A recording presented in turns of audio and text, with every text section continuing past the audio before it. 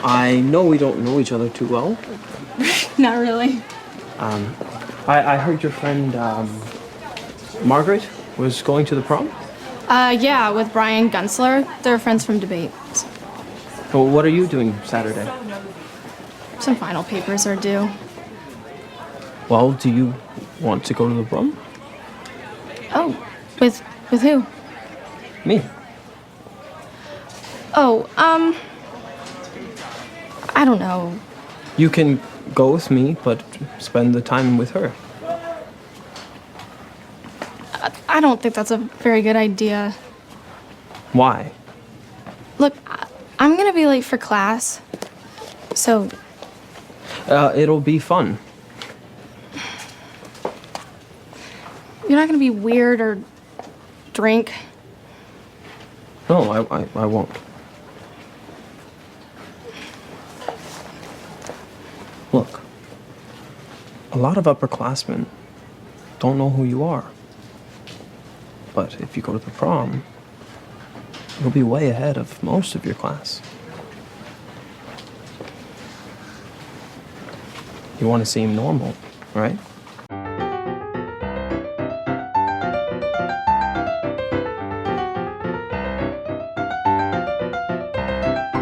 Hello and welcome to Comic Book Movie Oblivion, the podcast about feature films based on comic books and comic strips that people have stopped talking about. We are your hosts, Jordan and Kumar, that's me. And me. And this week we are talking about My Friend Dahmer from 2017, based on the comic from 2012. And we have a special treat this week, which is we have an interview. Amazing. With Derf Backderf. Which I conducted last week. It's about an hour long. So, as with our Stephen Bissett episode, we'll run that first. Just a few notes that we do discuss some spoilers. Now, I mean, you know the Dahmer story probably. Yeah, I'm sure. I think maybe some young people don't. Like some young people don't know about 9/11, possibly. Right. But, so, there are some things, because I just dove in. Like, I was like, I'm talking to Derf. Great. Yeah. I went in there. I did. So, there's some things you need to know. So, as we were setting up the interview, he was filming a documentary for some French TV outfit. So, we talked about that a little bit. About the making of the film? No, just about My Friend Dahmer in general. Okay. In general. Yeah, about the comic, which did get translated into French, so he had some popularity in France, which we talk about. You did mention that, yeah. Derf started out doing political cartooning and a strip called The City around 1990, which was one of those comics that appeared in like free newspapers. We used to have a couple in Melbourne. I think they've disappeared. They were like music papers, gig guide kind of things. Sure, there's always something like that going around. Yeah. So this was all over the place. He was doing this professionally. Like, this was his job. He said he made it pretty good, not to anticipate the interview too much, but yeah. So some of those were called True Stories, which are these really hilarious observations of, like, urban attention seekers and weird eccentrics. Grunt. And those were collected in his comics. We talked about that. So he had... After those one-page strips, he put out 4 graphic novels, full-length ones. Punk Rock and Trailer Parks, which was a full-length fictional story about like a punk rock scene in Akron, Ohio. Then he did Dahmer. Then he had a book called Trashed, which is about his work as a garbage man and about the whole big garbage, let's call it, in the U.S. And then he had a book a couple of years ago called Kent State, about the massacre at Kent State, which was also in the 70s. Anything else you need to mention? At one point, he mentions Mad Magazine, and he pulls a Mad Classics down off the shelf. You can't see that, but that's what that is. He recently bought a Mad Classics. Excellent. And I think that's probably all I have to set up. Okay, so let's roll the tape. So you've been filming this French documentary of some sort? Yeah, right? yeah, it's crazy, right? Yeah. It's over now. The shoot's over, thank God. But I was a lot more involved than I thought it was going to be. Right. Okay. So some documentary crew came over to you, and Right. You're going around looking at the old sites and stuff. Is that right? Yeah. It's Arte TV in France, which is like a PBS station almost. Yes. It's also Germany. It's French and German conglomerates, so they broadcast in both languages. when I was in Paris, They're doing a documentary on the making of My Friend Dahmer for some reason. right. So Well, when I was in Paris in 2019, I would go into all the comic shops and I would beeline towards the Richard Corbin section, but there was yeah, sure. there was a Derf section right next to the Corbin, right? Because it's like alphabetically. There was like Yeah, I know. Corbin, Krapax, and Backderf. I know, it's wild. Yeah, like they appreciate your work for some reason. They're Bizarre reason, yeah, I know. what is no, it? Do you know? I have a good publisher over there who Yeah. released stuff he released my entire body of work. It's like bam, bam, bam. Every year there was something new. Yeah. And they started with My Friend Dahmer, so that was the big work. And then everything else, then they went back and did the previous stuff and then just kept going. So it just kept building and building, and I'm very grateful. It was not something I ever expected would happen, but I'm happy it did. And I know the Corbin publisher. He's a friend of mine. Okay. Laurent Lanner. He does what's the heck? Delirium is his. Oh right, yes. Beautiful job. Yeah, super deluxe versions of that stuff. Oh yeah, they're French gorgeous. now, yeah. A lot of them are shot off the original art. I mean, Yeah. he really did a nice job with those things. I've got a couple of them here. So my first exposure to your stuff was when Alternative Comics started republishing True Stories, which was your city that late, strips. huh? Yeah, That it was late. after I hadn't read Dahmer. I went into a comic shop and saw this thing randomly. I just bought it completely. Like, what is this? I'll buy it. It's $5, you know. True Stories. Just randomly. True Stories. Just bought it completely randomly. That's funny. So were you growing up cartooning? Were you just one of those kids that was drawing all the time? Yep. Okay, and did you go through, I feel like you went straight to National Lampoon, but did you have a Mad Magazine phase? Oh, absolutely. Yeah. Huge Mad. Yeah. Huge Mad. In fact, I just bought this the other day. Oh, right. Because it's got the the nostalgic Mad inside, which are the reprints of I have a complete set of EC Mads. Yeah. But you don't like to read them that much because they're so fragile. So those are the next best thing. And no, it was huge, especially the early stuff, the EC stuff. I took to that. Yeah. Don Martin, of course, and Sergio. Paul Peter Porges seems like the guy whose style is closest to yours, maybe. Who? Paul Peter Porges, do you know him? Or Paul Coker? They were kind of the more obscure. Oh, Coker, yeah. Coker, I remember him. Yeah, no, I was a huge Don Martin fan. Yeah. I mean, it wasn't, but and a big Bill Elder fan. Right, of course, yeah. So those were the guys that really inspired me early on. And then, you get to be 12 years old and suddenly you find National Lampoon magazine and it's all over at that point. So that was hugely influential. Hugely. Yeah. The Bill Elder connection, I can see it because there's so much detail in those city strips. Like, I got to draw this can in the gutter. Like, every little thing is in there. But the pieces of art that you did in high school that are in the Dahmer book look pretty like detailed and realistic. And then later on, we've got this kind of punk gig poster art style. So was there like a deliberate, I'm going to draw looser? And what was the style that you broke in with? Was it the tight style or the loose No, style? I started out, believe it or not, as a political cartoonist. I did that in college and then for my first couple of years as a pro. And it was, fairly typical political cartoonist style, though it was a little warped, as you would imagine, which is why I didn't last very long as a political cartoonist. Right. Because I was getting more and more into counterculture stuff, and corporate media is not where you should be if you're gonna have that kind of aesthetic. And so it was late 80s then before I really started to develop that post-punk style that I call it post-punk expressionism. Okay.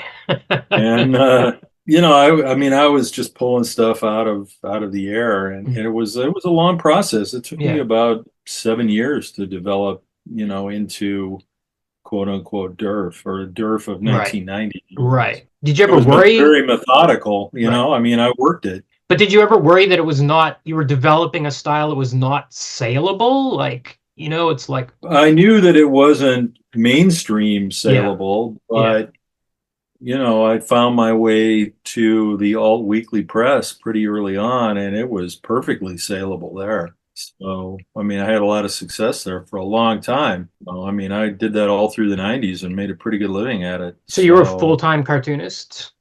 Yeah. Oh, wow. Okay. I was in like 140 weeklies. Yeah, that's pretty amazing. Like, and I can't think of anybody else that had that kind of loose style that would be a full-time cartoonist at that period of time. Maybe like Peter Bagg was selling a lot. The weeklies had a lot of great cartoons. I mean, I think the best cartoons going at that point, which are kind of overlooked as a subgenre, but you're talking Chris Ware and Alison Bechdel and Doug Allen and Ben Catcher. He had a pretty loose. Yeah, that's right. Style. Kaz, Matt Groening, Linda Barry, Tom Tomorrow, on and on and on. It was just an amazing array of talent, and a lot of the A-listers now started in the weeklies. People forget that. I mean, Chris Ware started as a weekly cartoonist. So did Allison. So did Charles Burns. He had a weekly strip too. So we were all kind of working in there, and it was great. I mean, it was wide open, and it was very receptive, and they ran our cartoons large, and they wanted more, and then then the whole bottom kind of dropped out of the business. But fun while it lasted. Right. I guess you can say that about anything, right? Yeah. Yeah. So for me, from the outside looking in, you seem to have a similar trajectory to Joe Sacco, where he was doing kind of short punk comics, and then suddenly, out of nowhere, we get these massive journalistic efforts that are just fully formed and astonishing, and that you can't take your eyes off of. Maybe, I don't know. But it wasn't. I don't know. Maybe there were a bunch. I'm just on the outside looking in. There may probably a bunch of intermediary steps. Yeah, sure. Yeah. And for you, so with Dahmer, we had the short that was in 00, that was in like 96, 97, right? Yeah. And then there was the self-published version around 2002, and then was there like 100-page version that was not published? Yeah, but I couldn't sell that. I couldn't sell it. So I mean, and then it really had I think 3 drafts before I finally finished it. It took me 19 years to do that book. So that's what you're missing, between point A and point B. Is this 19 years of me banging my head against the wall, trying to figure out how to tell this story. And my first book came out actually before My Friend Dahmer, which was Punk Rock and Trailer Parks, which is just a fun fictional book. Where I really learned how to be a graphic novel. I mean, that's how I learned the form. Right, because that's like 150 pages. Doing it. Yeah. 150, 152, 154, something like that. And you were only doing one-pagers before that, for the most part, is that right? Okay, so talk about that transition. Did that go through a lot of versions, or how did you... No, punk rock, no. I just sat down and started going. Okay, so it was punk rock in approach as well as subject matter. Right. Yeah, it was, and it reads like a Ramones song. It's just like it is frenetic, one thing, fast-paced. 2 minutes of fury. So what I had to learn to do was hit the brakes and slow down. Yes. And that frenetic pace, I think, came from newspapers because you only have 4 panels. So it's in and out, make your point, and then get out. And I had to learn how to stretch it out and vary the pace and slow down. And, the learning curve was a little more than I thought it was going to be. Yeah. But you learn by doing. So, the punk rock it's really, I think, my most important book because it taught me how to tell a story in a long form. Yeah. It is like one thing, then the next thing, it just keeps hitting you.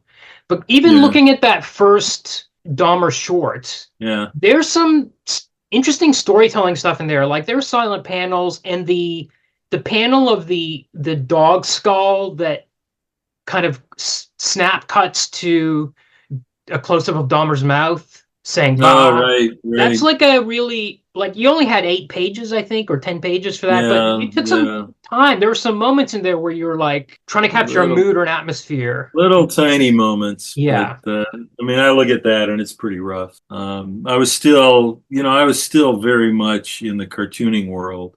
Right. So it looks like a comic strip, basically. It looks like a city strip. Yeah. Yes. I needed to develop a whole different style, really, to tell these longer stories. I needed to change completely. Yeah, it does. It took about 10 years. It took a long time. You do get the sense of tragedy even from that first 10-pager, though. I did feel it. As much as you might feel the art style was not loose enough, it really, there's something there.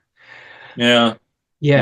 So great story. I mean, that's the power of it. And another thing was in the introduction, I think it was to the single issue version, which is like the 32-page version. You mentioned that when 24 pages. Right. Okay. So when this was after the news broke about Dahmer or after the death, I can't remember, but you mentioned you were dodging calls from Oprah. Yeah. So how did they know about you? Why were they trying to get a hold of you? It was amazing how fast the media zeroed in on us. Right. It was part of the media at the time. I mean, I was still working for newspapers. So I think I was quoted a couple times. I gave the papers I was working for like exclusives. And once your name's out, man, I mean, these people were all, these other media were all reading these stories. It's like, oh, let's call this guy. And then it would just be like dogpiling. The phone would just be ringing off the hook. I remember one morning I looked out my front window and there were 3 camera trucks parked in front of my house. Whoa. Waiting for me to emerge. Whoa. So yeah, it was like being under siege. It was really a strange experience. Yeah. Right. And it was a small school. So, there was only, I think our class was maybe 230 kids. So they just went down the class roster. They got a class roster somewhere. It was, at that point, it's like 13 years after high school, 12 years. So still pretty close. Yeah. You don't have the internet, obviously, but you can get a hold of that information somehow. Yeah. And then they just go down that list and look it up in phone books and start calling people, cold calling. Wow. That's how it happened. So now you start working on this very long book, the 200-page version. So this is also reminded me of Mouse, where you had that first very underground version, which was like a 2-pager or something like that. Right, yeah.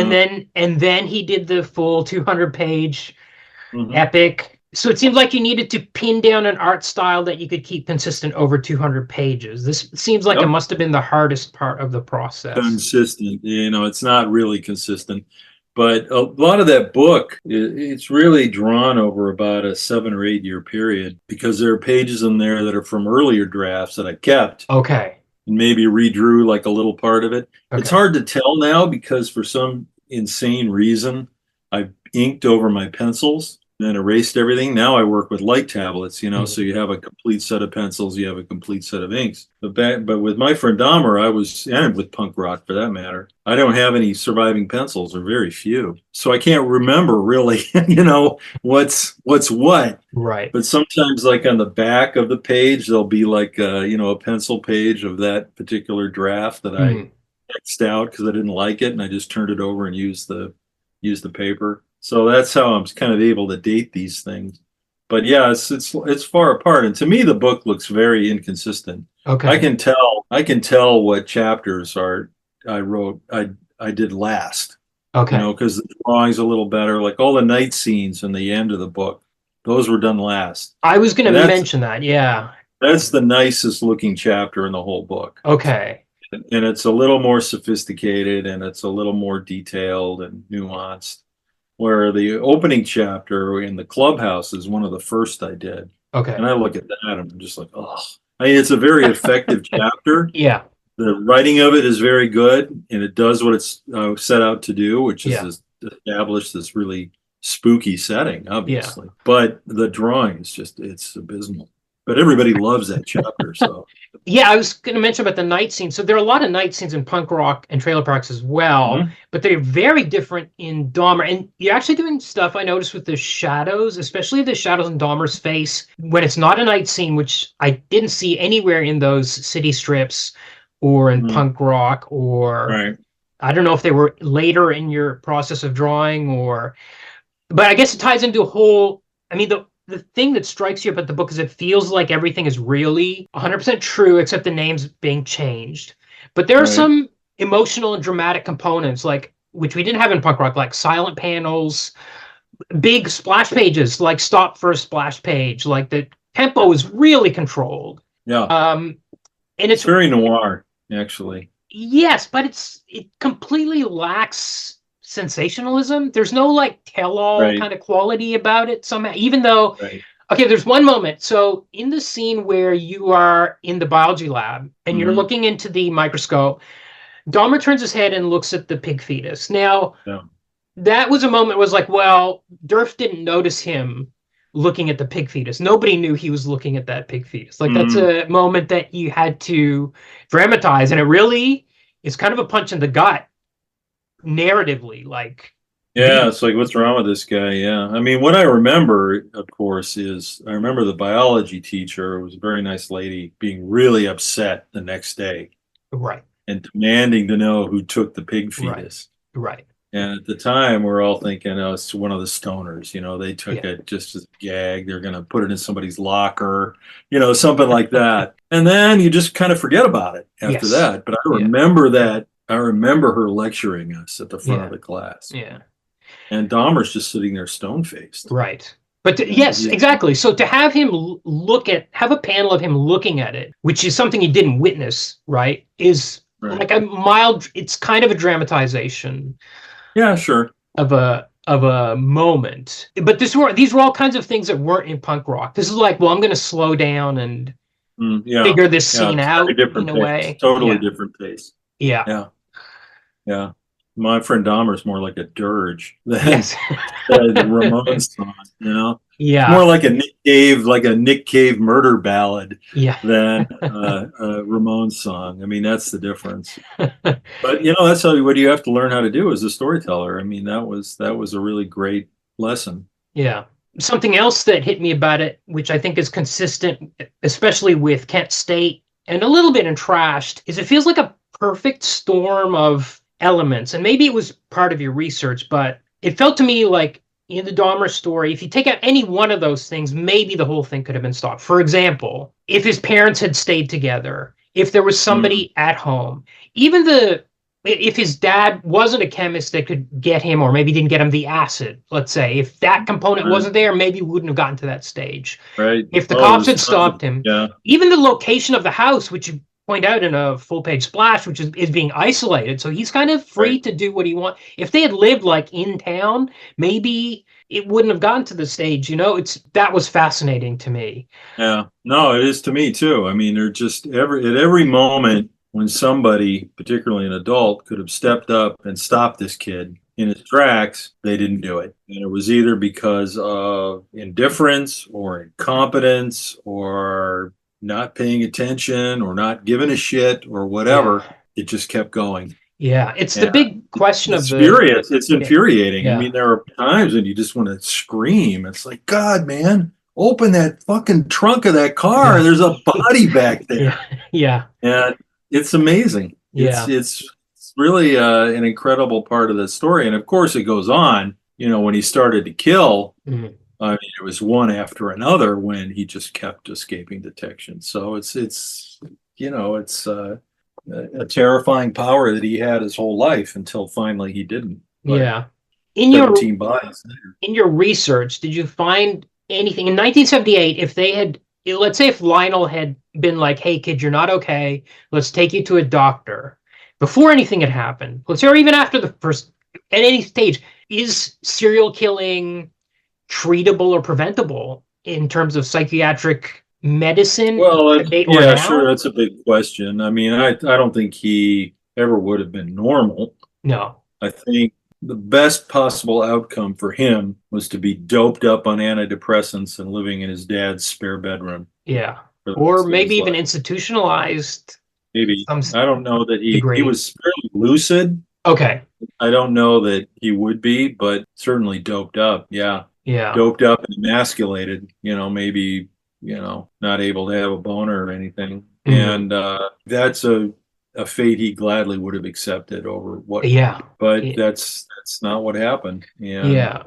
Lionel was never going to take him to a psychologist because he hated psychologists Oh, okay. Didn't know that part. because his wife Oh, of had a lot course. of mental health treatment Yeah. and turned on him. She finally turned on him. He blamed the psychologist for turning his wife against him, which was Whoa. not the case. Whoa. Yeah, there was a whole lot of crap going on in that house, Yeah. particularly between those two, particularly between Joyce and Lionel. You mentioned that they saved his brain, and I that was such a weird detail that I was like, did they find anything from it? This is what I want to know. Because I there's don't so know. many. I think the other X factor here is David. So it's easy to say, well, the parents were fighting and the house was, for me to say, the house is isolated or all these things. But David's in the same boat. Mhm. Yeah, well, genetically, yeah. Yeah, so it's hard to say what are they. Yeah, it's the same genes. And by all accounts, he's had a perfectly normal life. So Yeah, so married, what a kids, career. strange, what a strange mystery. It's really hard to say if, I don't know, versus nurture. Yeah. Yeah, or, there were moments that made me feel like Jeff was miswired, like his brain was miswired. Oh, Robert, no doubt. For example, the way when you mentioned the way he walked in that strange way, I was like, okay. But then he's doing the weightlifting, and you're like, well, no, maybe there was not anything physically odd about him. There was nothing about this kid that was normal. No, Right. he was just bent. Yeah. Twisted, really. I don't pretend to. I'm pretty upfront about this. I don't have any answers. Yeah, sure. All I have is this is what I saw. That's what my friend Dahmer is. Yeah. Well, even Jeff someone didn't have else the come answers. up with an answer if you can find, but it's a cautionary tale to be sure. The price of adult indifference, and we see that repeated over and over again with every school shooter that pops up. But I understand the psychology is different. I'm not a psychologist, so I'm not going to pretend that I am. But all I wanted to do was just tell my stories. This is what I saw. Because nobody was really talking about this stuff, Yes. That is an interesting thing about it too, is there's no kills, right? Like it's not about the killing, which is what the sensationalist readers would gravitate, towards. But they'd hear Dahmer.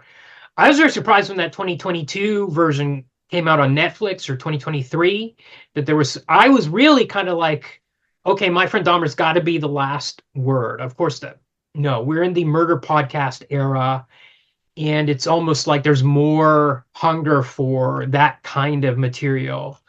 Apparently so, like 60 million views or something like that. So yeah. I was surprised that was as big a hit as it was too. But They did cover the My Friend Dahmer era, but they were very careful not to. Lucky for them, right? Not to take anything from my book, obviously, because copyright's mine. Right. Actually, they turned me, quote unquote, me into a football player, which amused me.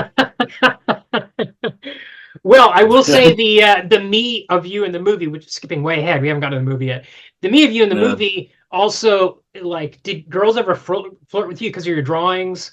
The Derf in the movie goes to the prom, which is hilariously maybe one of the only funny scenes in the book, where you skip the prom and go see a crap movie instead. Right. Right. But one thing I forget, and I've read this book probably 5 times now. Oh. I keep forgetting that his first kill was right after the end of graduation. I was like, okay, there's going to be a 10-year gap. There is kind of, but that first kill happened. And it hit me this time. 4 days ago, in fact, 4 days ago, July 22nd. Yeah, right. If he had gone to summer school, or if his mom had not taken off, might not have gotten to us. It seemed like any sort of paper thin structure around his life would have been that just barely enough to keep him in check. Yep. Or if Joyce had just told Lionel, I'm leaving. Yeah. But she didn't, because she was taking David with her, which was against the settlement. So she kept it secret and told Jeff not to tell. So he was in the house for like, a month by himself. And how old was he at this stage? Like, he would be, I think he either just turned 18. Okay. So I think he turned 18 in May. I forget the birthday. Right. But, okay. So yeah, he's just 18. I mean, he's old enough to take care of himself, but not in his state. It's just another case of negligence, I think, to leave even an 18-year-old alone. Yeah. They were so wrapped up in their battle to the death with each other. I'm talking about Joyce and Lionel here, that they couldn't see anything outside of their white hot hatred for each other and wanting to destroy each other. So it's a bad scene. And it had very tragic consequences for everyone. Yeah. Because even if you leave out let's say Dahmer didn't have those urges, let's say everything else was kind of normal, the drinking alone, and in the book you never mention where he got the money for the constant drinking. In the movie, I'm not sure where he got it. In the movie, he's like snatching money from mom's purse when her head's turned, or stealing. I'm sure he probably was. Yeah, he must have been, because he didn't have a job. I have no idea where he got it. Yeah, so that alone, to me, even if it's just the drinking and the disappearance. Well, I know in college where he got it. He went to Ohio State for a quarter, and he would sell his plasma. Oh. There was a plasma center right on the college strip next to Ohio State, because I went to Ohio State too. And he went there so often that they finally banned him from coming back. Whoa, okay. And then he went to another one, which is north of campus. Okay. And he went there so often they banned him from coming back. Okay. So, but he got enough money to, get pretty blotto for the better part of a quarter, because he was drunk every day. And then he started stealing things from his roommates. Okay. And in fact, they beat the shit out of him once because he wouldn't admit that he did it. He had that mask, and he just took the beating. And he stole some stuff and hawked it, like a radio and I think a TV. I mean, he was just out of control. Yeah. And he was probably stealing things from other rooms too. So that's how he did it in college. High school, I have no idea how he got that proof. Yeah, but it's still a thing that the parents should have been, hey, this drinking has got to stop. Like the adults, any adult should have been, stop the drinking at least. I assume that the parents probably had like a bar, because every parent. Oh, 70s, yes. So he was probably like taking the booze and replacing it with water, or, doing whatever. So that probably kept him going for a while, but not for 3 years. I mean, he was binge drinking for like 3 years. Yeah. So I really, that's a good question. I have no idea. Yeah. The mask you just mentioned is also, to me, really interesting, because to me, his imitating the decorator this is also a mask, right? It's a show to hide the torment that's churning inside, that he knows he shouldn't be feeling those things. There's a shame he has to cover it up in the most extreme way possible. And yet, after he's captured, he gives these really truthful interviews. Yeah, he does. No mask, it seems, after. Well, his life had been all secrets and lies to that point. And now there was no reason to keep secrets. So he just dropped it. I think it was probably a big relief to him, because his whole life had been a lie. Right. I mean, he had no one he could confide in. He could never tell the truth to anyone. And now that was over, he could speak openly, and he did. Right. Another change I noticed from the short comic, the 24-page versus the full version, is the mall scene. What was it called? The master performance or whatever? Command performance. The command performance at the mall.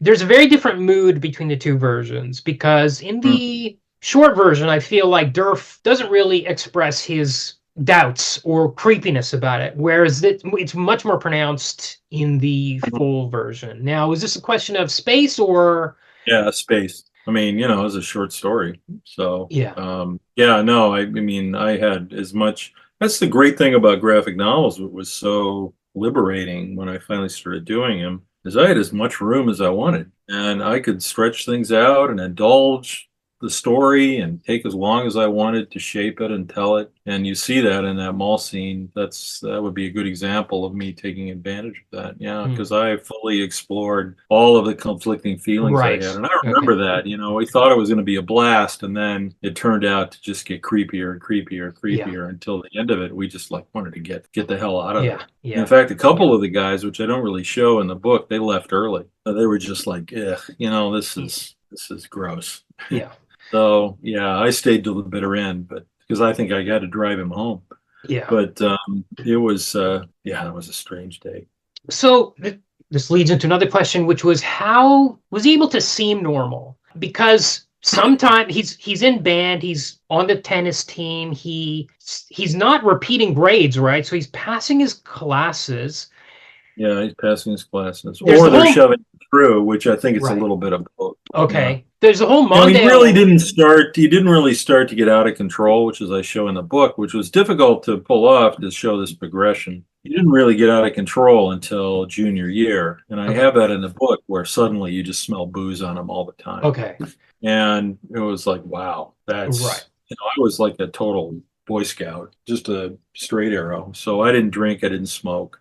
So this was completely alien to me, but I recognized it because, everybody around me was doing those things because it was the stoner 70s. So I was aware of it, but, to pull that off in a narrative, it was a little tricky. I had to do that very carefully. But I think at that point, by the time you're a junior, I don't think schools are going to flunk you. Right. Okay. Yeah, they're just going to keep kicking you down the road because, well, hell, he's got 2 more years and then he'll be somebody else's problem. Well, he was. That gets back to that institutional indifference again. Yeah. The Walter Mondale incident, too, makes him seem really like he could turn it on, like he could turn on some kind of charisma or charm. He could rally at times. I think he was able to do that. I don't think he could maintain it for long. No. Okay. No. Okay. And he very, very seldom dropped the act. Like senior year, I can think of maybe 2 or 3 times when he wasn't in character. Yeah. So at that point, he was just totally, persona or whatever, the monster, the emerging monster. Okay, let's get into the movie version a bit. So first, let's talk about the play version. So there was a play done, a short did you actually get out to? No. Did you get out to see it? No. Okay. No. Did you hear anything about it? Well, I saw a couple stills from. It was a 1-act play. It was actually adapted from the 22-page book, the 22-page floppy. So it was adapted from there. I can't remember how he found it. It was some guy who was an NYU student. He was a playwright. I think he was working on a master's or maybe an MFA. And he asked, and I said, yeah, okay. And why not? And they staged it a couple times. I know they staged it in New York, and then they staged it somewhere else, maybe some out. I forget where. He must have been working on another degree, but he restaged it again. And then he was going to stage it again after I had sold the option, and I had to pull the plug on it at that point. But because it's like, nah, dude, you can't do this anymore. Right. I've sold the option for money. Right. But yeah, I wish I'd seen it, but it looked interesting. It was a funny thing that happened, but that's all I really know about it. So were you reluctant to sell the movie rights at all, given the nature, the quality of the subject matter? No. But didn't you, what comes to mind is From Hell, right? So where they're going to do some sort of sensationalized, graphic, weird version of, I think we're very lucky with the version that came out. Yeah, sure. But wasn't there... From Hell or My Friend Dahmer? No, Dahmer. No. From another story. I picked the filmmaker. Okay. So he approached me. He got a copy of the book from Abrams. I think it was a book event in New York, maybe Book America, which they don't have anymore, which was a big trade show in the Javits Center. And he was there for some reason and saw this book and said, "What the hell's this?" And they gave him a copy. Yeah. I think it was a galley copy. It wasn't even the finished copy. Oh, okay. And he read it and loved it and contacted me, and I did my homework. I went out and got his previous films and talked to him quite a few times by phone, I think I met him in New York at one point. We had dinner, and he kind of wooed me, and I was confident that he would do a nice job with it. It was the kind of filmmaker I was looking for. And he promised me he'd be true to the book, and he was, for the most part. And it worked out very well. But no, after, I was done with it at that point. I'd spent 19 years making this book. I knew it was a good book. I mean, you can tell. And, it came out, and it was this monster hit, and it won all these awards. And so by the time he was, it took him quite a few years it took him what? 5 3 years. or 4 years to get the funding. Yeah. So by that point, it's, it's this big, big book. And I was, as I told him, I said, you've got to live up to the book. I got nothing to lose here. I mean, if this movie comes out and it stinks, everyone will just go, well, it's too bad. It was a really great book, And if it's a good movie, then it just helps the book. It just helps book sales, which is exactly what happened. Okay. So I did have that question. Yeah. Whether, especially with indie comics that can turn into movies, I always wonder if they get a sales boost. Oh, huge. Okay. Huge. Yeah. My Friend Dahmer has sold many times over any other book. But still, I always knew it was going to be my most, even without the movie, I always knew it was going to be my biggest seller. I always knew it was going to be my most significant work. I had absolute confidence in that because it's such a great story. Yeah. It's so unique, such a unique story. So, well, if I didn't screw it up, which is why it took 19 years, I knew it was going to be a big hit. And that's exactly what happened. So I had every confidence in that. Did you have a look at the screenplay or anything before shooting? And did you have approval of any of that? Or was it just like your opinion was? No, because if you demand that, nothing ever gets done. Yeah. And again, it was back to what I just said. I mean, I'd finished with it, So if you're going to sell it at all, you have to make peace with just passing it off to another storyteller to reinterpret it, to make their own version of it. You have to be confident or comfortable with that. Yeah. And I was. I mean, it was like, I admit when I got the word, oh, we're starting shooting next week, I had like a panic attack. But, that quickly died down. And it's just like, all right, well, here we go. It was interesting. That was a really interesting experience. When Anne Heche passed away, you made a post on social media that sounded like you were kind of hands-on, that she was talking to you about the character. Oh, yeah. And stuff. So was your book the Bible for the actors, or were the actors going and researching the real people as well? I think mostly it was the book. I know it was with Alex Wolff, who played me, and I know it was with Ross, who played Ross Lynch, who played Jeff. They really just kept looking to the book, and so did Marc, the filmmaker.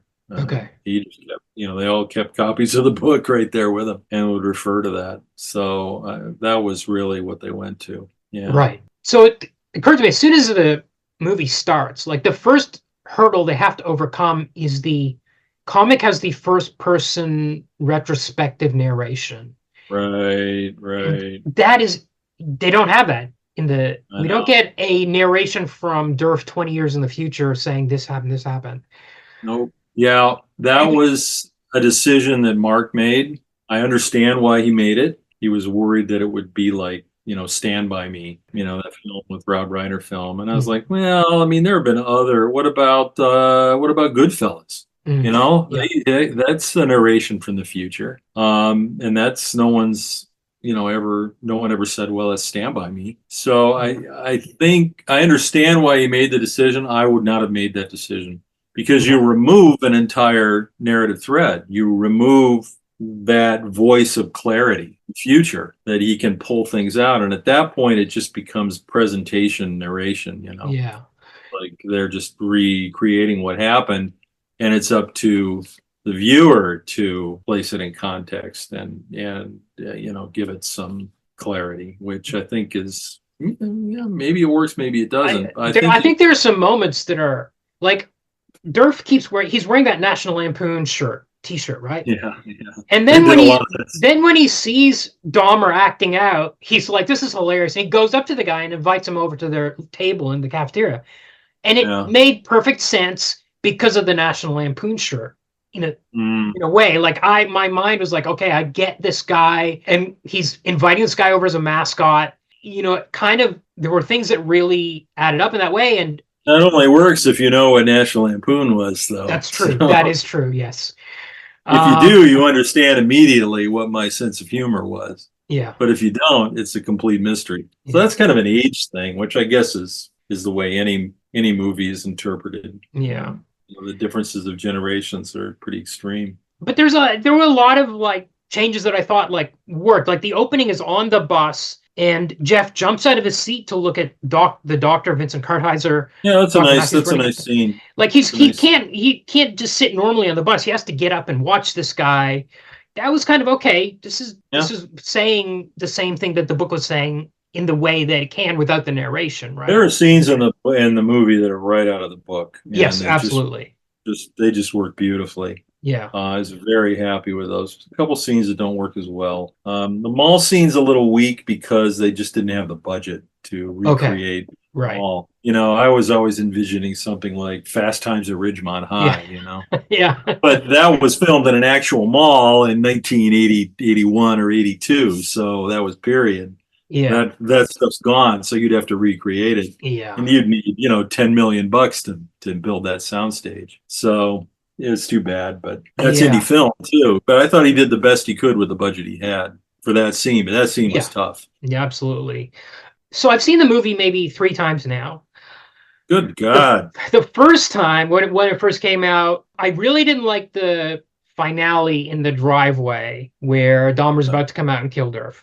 And I was like, okay, this is a bit too melodramatic. But watching it this time after reading the book again, I've read the book 5 or 6 times now. It does kind of mirror the scene where Dave or Neil pulls into the driveway and the body is somewhere there. It's just, it's just a little bit. It's just because of the baseball bat, but it's kind of a decent substitute. I just call it a Hollywood ending. Yes. We had a disagreement about that scene. Okay. It is what it is. Yeah. There were also some lines that bothered me more on previous watches, but not as much this time, and I'll tell you why. But there's a line at the dinner table at the start where Joyce says she hasn't cooked the chicken enough. She says, in this family, we eat our mistakes.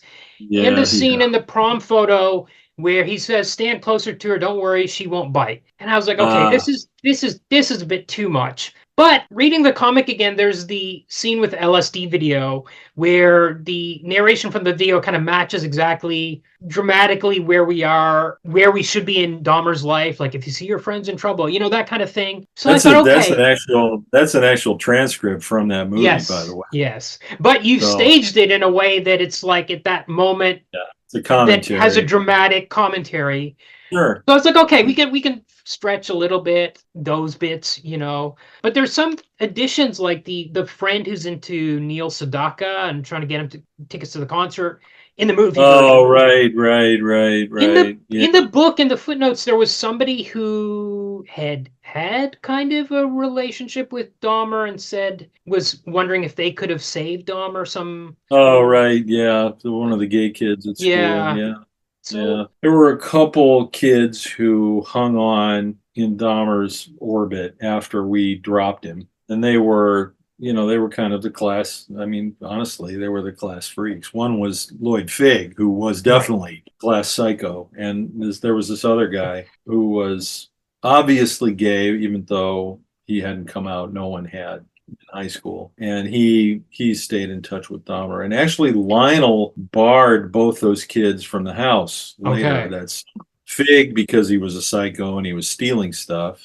And this other kid because Lionel thought he was gay. Right. And Lionel was a virulent homophobe. Okay. And Jeff must have which known is that. Another layer of dysfunction in that family because, he's got this dysfunctional gay son who desperately needs help, but he can't go to his dad because the first thing he'd have to admit was that he was gay and he couldn't do that. And so, it's just layer after layer. So that's when I think of that kid and that particular character in that movie, I think about that episode. I didn't get into it in the book, but because it comes after, but it's there. Was it Jeff's idea to be in the yearbook photos, which it is in the movie, and which suggests he has a sense of humor? Yeah, he did have a sense of humor. Yeah, he did. He enthusiastically played along. Yeah. Was it his idea in the first place? I don't think so. I think that was Neil, who was a yearbook photographer. And Neil was really into staged photos and prank phone calls. Those were his, Okay. to a tiresome extreme in both cases. The fake photos we all kind of played along with and helped stage them. There's a That all scene came from Neil, who denies it completely now. Okay. But that came from him. There's a scene in the movie that's not in the book where they ring the doorbell of this girl who's like the prom queen or something and interview her about her being past her prime. They pretend they're from the school newspaper. Oh, yeah. And that's like something we would have done, but Right. we didn't. Right. It probably would have been a phone call too. We wouldn't have done it in person when we were too chicken. Yeah. But a prank phone call, absolutely, but that doesnst translate very well to Yeah. film. So Yeah. I think in the movie, well, there's two actually huge changes. So one is Lionel is more of a sympathetic character in the movie. Like he notices something's wrong with Jeff. yeah, He's trying to help Jeff. that was not quite right. Lionel was really kind of a bully. He was an emotional bully too, certainly to Joyce. Their relationship was just so toxic but he really was overbearing, and he dominated Jeff too. He really get your act together. Come on. He was kind of tough love, drill sergeant type. Right. Eventually forced him to join the army, right? He did. He forced him to join the army. Yeah. Tough love, right? Yeah. I mean, the guy's already, killed and had sex with a dead body, but certainly the army will straighten you out. Yeah. So yeah, that's not quite right. I mean, Dallas Roberts is a great actor, but the interpretation, I think, was a little off there. Yeah. And the other one is, I think it's Neil in the movie is really hesitant about the pranks they're playing. Oh, yeah, that really pissed me off because I told him, I said, God damn it, you were the one who was driving most of this shit, and you come off the most sympathetic in the movie. I chewed Mark out about that, too.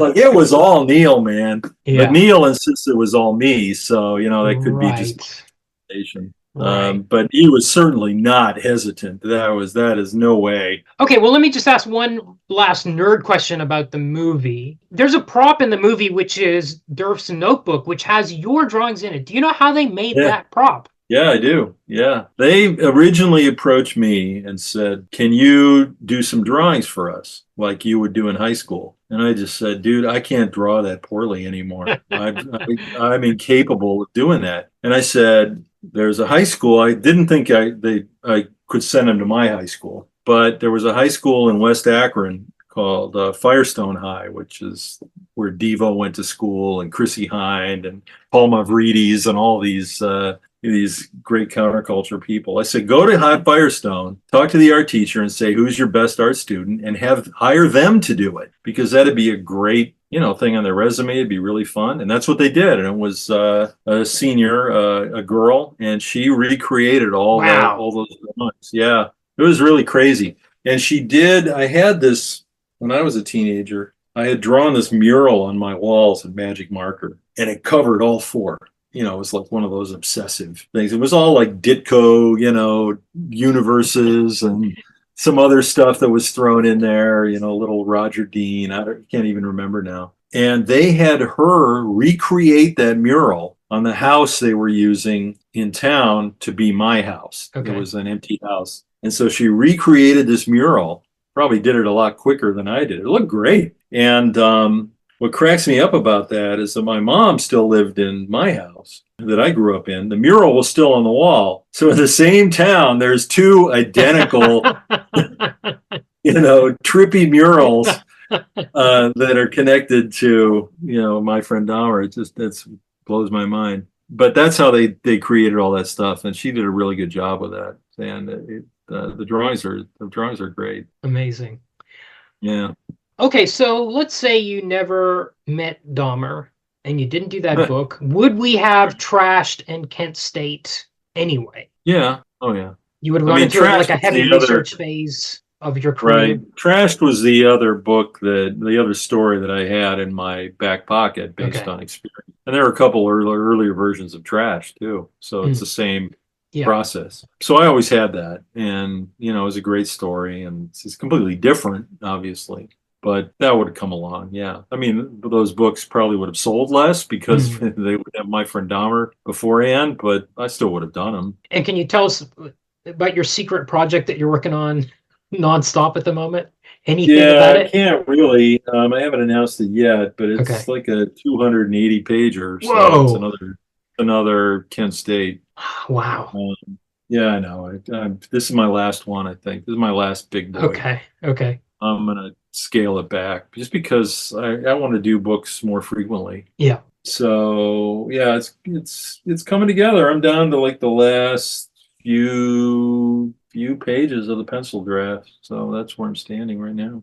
So one thing that always strikes me, my final thought is we're really lucky whenever we have a cartoonist that has had something interesting, unique, and is able to make a comic about it. It's really a rare, special alignment of the stars that almost never happens. So, boy, I'm so great. This book haunts me. Like I said, I've read it so many times. Dahmer? Yeah, and I'm just really affected. I mean, by it was the thing was, I mean, 2 books later, I came back with Kent State, which has the same emotional power in a different way. So I never thought when I finished My Friend Dahmer, like I said, I thought, well, that's probably it. That's the best book that's the book I'll be known for. But then I came back with Kent State, and it was this huge critical hit.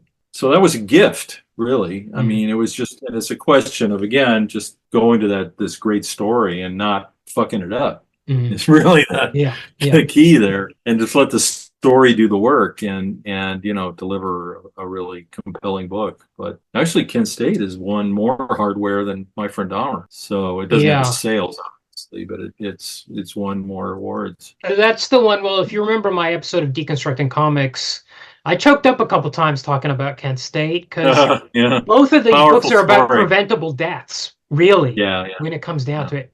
And deaths of young people, and Kent State especially, all those kids were thinking about their futures, and it really, even now, it really, it's all those factors. Take out one of those factors, probably could have been prevented. Well, then you get all the, you get political machinations and all that shit that went into Kent State, which we're starting to see repeated now. And it's terrifying. It's a lesson that we apparently have no interest in learning, as is the lessons of My Friend Dahmer, for that matter. So that's frustrating. But all I can do is present those lessons and hope somebody listens. Yeah. Maybe one of the reasons Dahmer haunts me too. My son is now 16, and I'm like, would I notice if stuff was wrong? And what would I do? Would I be a good enough father to be like, hey, we're going to get you professional help? Or would I? Beyond that, it's in many ways it's beyond that, though. I mean, my kids are in college now. I went through the same thing, and teenagers, man, it's a secret world, and that's really what I portray in My Friend Dahmer. I mean, my parents had no idea what I was doing. Nothing bad, but they had no idea what my day-to-day life was. And certainly Dahmer was totally cloaked in secrecy. And that, I think, is, that secret world is really the norm. Teenagers don't tell their parents anything. And, now, of course, online, they can really stay secret. But hell, we could do it before the internet, too. So, that's another lesson. But, I mean, maybe it's not a lesson. Maybe it's just, a characteristic of teenage life. I think that's probably what it is. It's amazing anyone gets through it, unscathed. I guess none of us do. Yeah. But at least, you don't want to have any real bad exit wounds, Thank you. That was everything. That was a great chat. Oh, sure. Thanks for having it. It's awesome. Hi, welcome back. Okay, we're back. Thanks again to Derf for doing that. Thank you. What a coup. Yeah. Well done. Yeah. Okay, so let's talk about My Friend Dahmer. I'm not sure where to start with this. So I've read this many times, read it a few times again in the past couple of weeks, once before the interview, once again today. I have a pretty strong emotional reaction to it every time. Yeah. It's pretty full on, and it's not... I mean, the title is a little bit sensational, but it's all high school days Dahmer stuff. So there's no gore, if you know what I mean. There's nothing that, if you read the book, there is no gore. Dahmer in the title, and you're expecting one thing, you're not going to get that thing. No. So basically, in the comic, which is a memoir kind of account. This is a character study, essentially, wouldn't you say? Yeah. And also a kind of survey of 70s American high school life is in Ohio, isn't it? Or is it Minnesota? Yeah, it's in Ohio. In Ohio. Oh, yeah, that's his... I'll say, first thing, let's talk about the art a little bit, because he really places this in a very specific time and place. Mm-hmm. He's drawn all the cars, the clothing... the school cafeteria, everything really looks 70s, there's no doubt. One of my favorite things is he draws like these lonely roads that are like rolling over hills, and he'll do a full-page splash of this. And you get a real sense of the kind of isolation, I guess, or just what the feel of that place is like. And it's highly detailed. So he draws every little bit in there. You know exactly, you have a real feel for what's going on and where you are and stuff.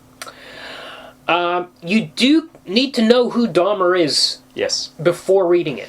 Well, even the title, you have to know who Dahmer is to be like, oh, this is a different take.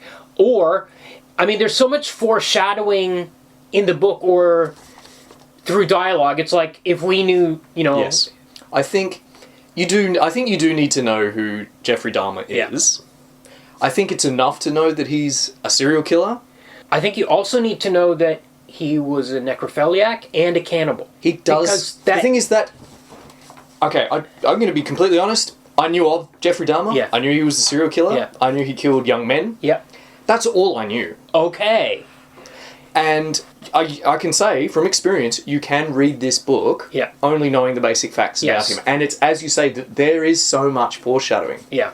Like Derf, he has a frank conversational style, but he also likes a little bit of drama. Yeah. So he'll say things like, he would, the horror that's to ensue. Yes, that's right. Or, this is the last time, so what you would see. Yeah, the last time. That comes up a lot. Yeah. Yes. So, and Derf has done his research. I read the appendices in the comic, and he has gone through hundreds and hundreds of pages of interviews with Dahmer, FBI interviews, and police interviews that were all released in America under Freedom of Information. And he is able to tell us what Dahmer says he was thinking. Yeah. Yes, that's right. When he was in a those teenager. moments. Yes, that's right. Particularly about his urges. Yes. Which, again, Derf describes as horrible, filthy, bubbling up from the unconscious, dark drives that possess them. Yeah. And a lot of the way... The comic, I think a lot of its power comes from the fact that we get to a synthesis of two Dahmers. In that we get the one that Derf knew and saw and his strange behaviours, but we also have an overlay from the one that Derf knew after he appeared in the press and went to jail and was eventually murdered in prison. Yeah. So on the one hand, Derf is locating this in time and place, and he's telling us about what he knew and saw, but also there's the voice of the future as well that's telling us about what Dahmer would later claim. Well, and Derf doesn't say, Jeffrey Dahmer later claimed to have felt this. He says, Jeffrey has when he fantasizes about dead men. Yeah. And because that's a fact. Yeah. And it's really powerful. It's powerful and shocking. And I would say the other side of that is you feel powerless reading it. Right. This is the thing that gets me about it every time I read it, is you're hoping for somebody to help this guy that's going off the rails. Oh yeah, that's, of course, the futility. But you're constantly being told by the narration, okay, he's going to do this, he's feeling this, he can't control this, but it's locked into the past and we already know what's going to happen. Yes. So you really feel like you can't do anything about it. You're kind of screaming for someone to do something about it, but at the same time, what's anyone going to do about it? And it's the question of the whole book is... Derf's thesis is, why aren't the adults doing anything? Especially as we talked about in the interview, even if you leave out the serial killing stuff and that he was not a serial killer at this stage, but leave out the torture of animals or that kind of stuff, just the drinking. He's become an alcoholic at age 16, 17. Even younger, I think. Yeah, so why haven't the adults noticed this and done something about it. Yes. But my thing is, so I'm every time I read it, I'm like, well, there's weird kids in every school. Yes. Are you gonna say, hey, I think that kid might be a serial killer, and go to the school guidance counselor? You can't do anything about it. Yeah, he doesn't let himself off the hook, Derf. He does mention that, I look back and I think, why didn't I know? And also, why didn't I do more? But he concludes, of course, that he's just, as you say, he's just a child. He is a kid. Why is it his responsibility? It wasn't his responsibility. Yeah. And kind of the great theme of the book, and which has been identified in reviews, is that the system, quote unquote, has failed people. Yes, everybody has failed. Everybody in this book. The adults have failed. The school failed to notice. Yeah. The parents failed to notice. The police failed to notice in a key scene. Yeah. Yeah, literally. Like, in a specific incident, failed to notice. Yeah. There is Derf has a persistent theme of neglect, and alienation, and even of waste. Yes, that comes up as well a few times, yeah. But the thing that really strikes me, the thing that comes up again and again, is that Dahmer knows that his thoughts are wrong, that he shouldn't be thinking these things. That's true too. He feels deep shame. We get terms like Derf says that his thoughts were unshareable. He felt revulsion at himself, panic, hellish fantasies, describes him as tortured. So he's got all this turmoil in his mind, because he knows he shouldn't be fantasizing about sleeping with dead people, even dead men, which at the time, of course, at the time... he was gay, as well as a necrophiliac and cannibal murdering but at monster. the time, even that was not something he could share with people. People didn't come out of the closet in high school. Yeah. So that, for me, that comes up again and again, that he had to mask those urges by putting on this crazy act. We'll talk about all this stuff. Or, in various other... Or drink. He had to drink himself into numbness. Yeah. So he did not... To quiet these feelings he was having. This is the explanation that he provided later in life for when he was eventually arrested in police custody, at which point he was apparently very truthful. Yes, all the masks, all the shams came off suddenly.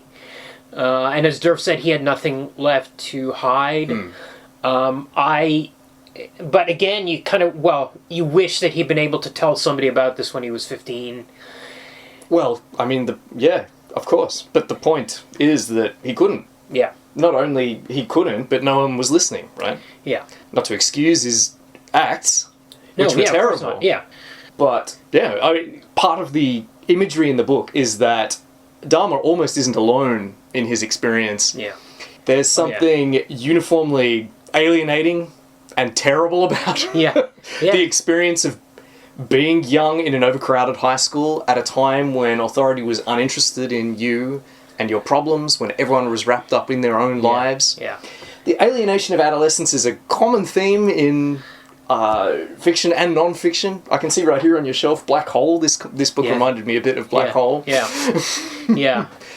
And of course, what gives it a lot more rhetorical force is that there's such a horrifying outcome. Yeah. Yeah.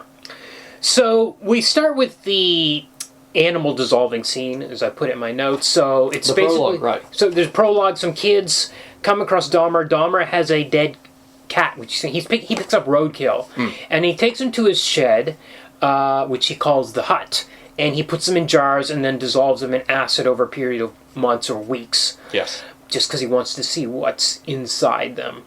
The acid supposedly comes from his father, who's a chemist. Or that's what he says. It's probably untrue, according to the footnotes. Yeah. The movie doesn't qualify at this point. No, the movie specifically says that he gets it from his dad, actually. Yeah. Because he over the dinner table, they have a conversation about stronger acid. Yes. Fine. I guess Marc Meyers didn't read the appendices. I don't know. Well, it's part of... it's just another factor. Like, yeah, it's interesting. We'll talk about it when we get to the movie. Right. I think they have to emphasize certain things in the movie. It's kind of negligent of the father to be giving acid to his son, right? But they had to, in the movie, they have to balance out the fact that Lionel, the father, is a bit more like of a sympathetic character towards Jeff. In the film he is. In the comic, we barely see him. Yes. We only really see the mother, and it's established through through captions, through conversation. Through narrative captions. Yeah. Thank you. That he's a neglectful father. Yes. Essentially, distant, workaholic. Yeah, oblivious To what's going on with his son. So he takes these kids. See, what are you doing, Dahmer? He's like, I'm going to dissolve this cat. He takes them to his hut, his lab. They're freaked out, and they don't believe him. Mm-hmm. And in anger, he smashes one of the jars. Yes. And then they run off, and he's left alone. And this is kind of the end of the prologue. This is a great prologue.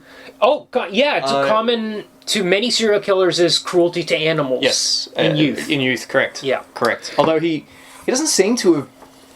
He seems to have been more cruel to their remains. Yes, because there's only one animal that we know. Well, he doesn't. He seems to have only done it to dead animals, and when he tried to kill a dog, he couldn't bring himself to do it. Yes, but they do find a dead animal in the woods later in the movie, which is a big incident, which has been kind of ritually, like the skull's been put on a stick.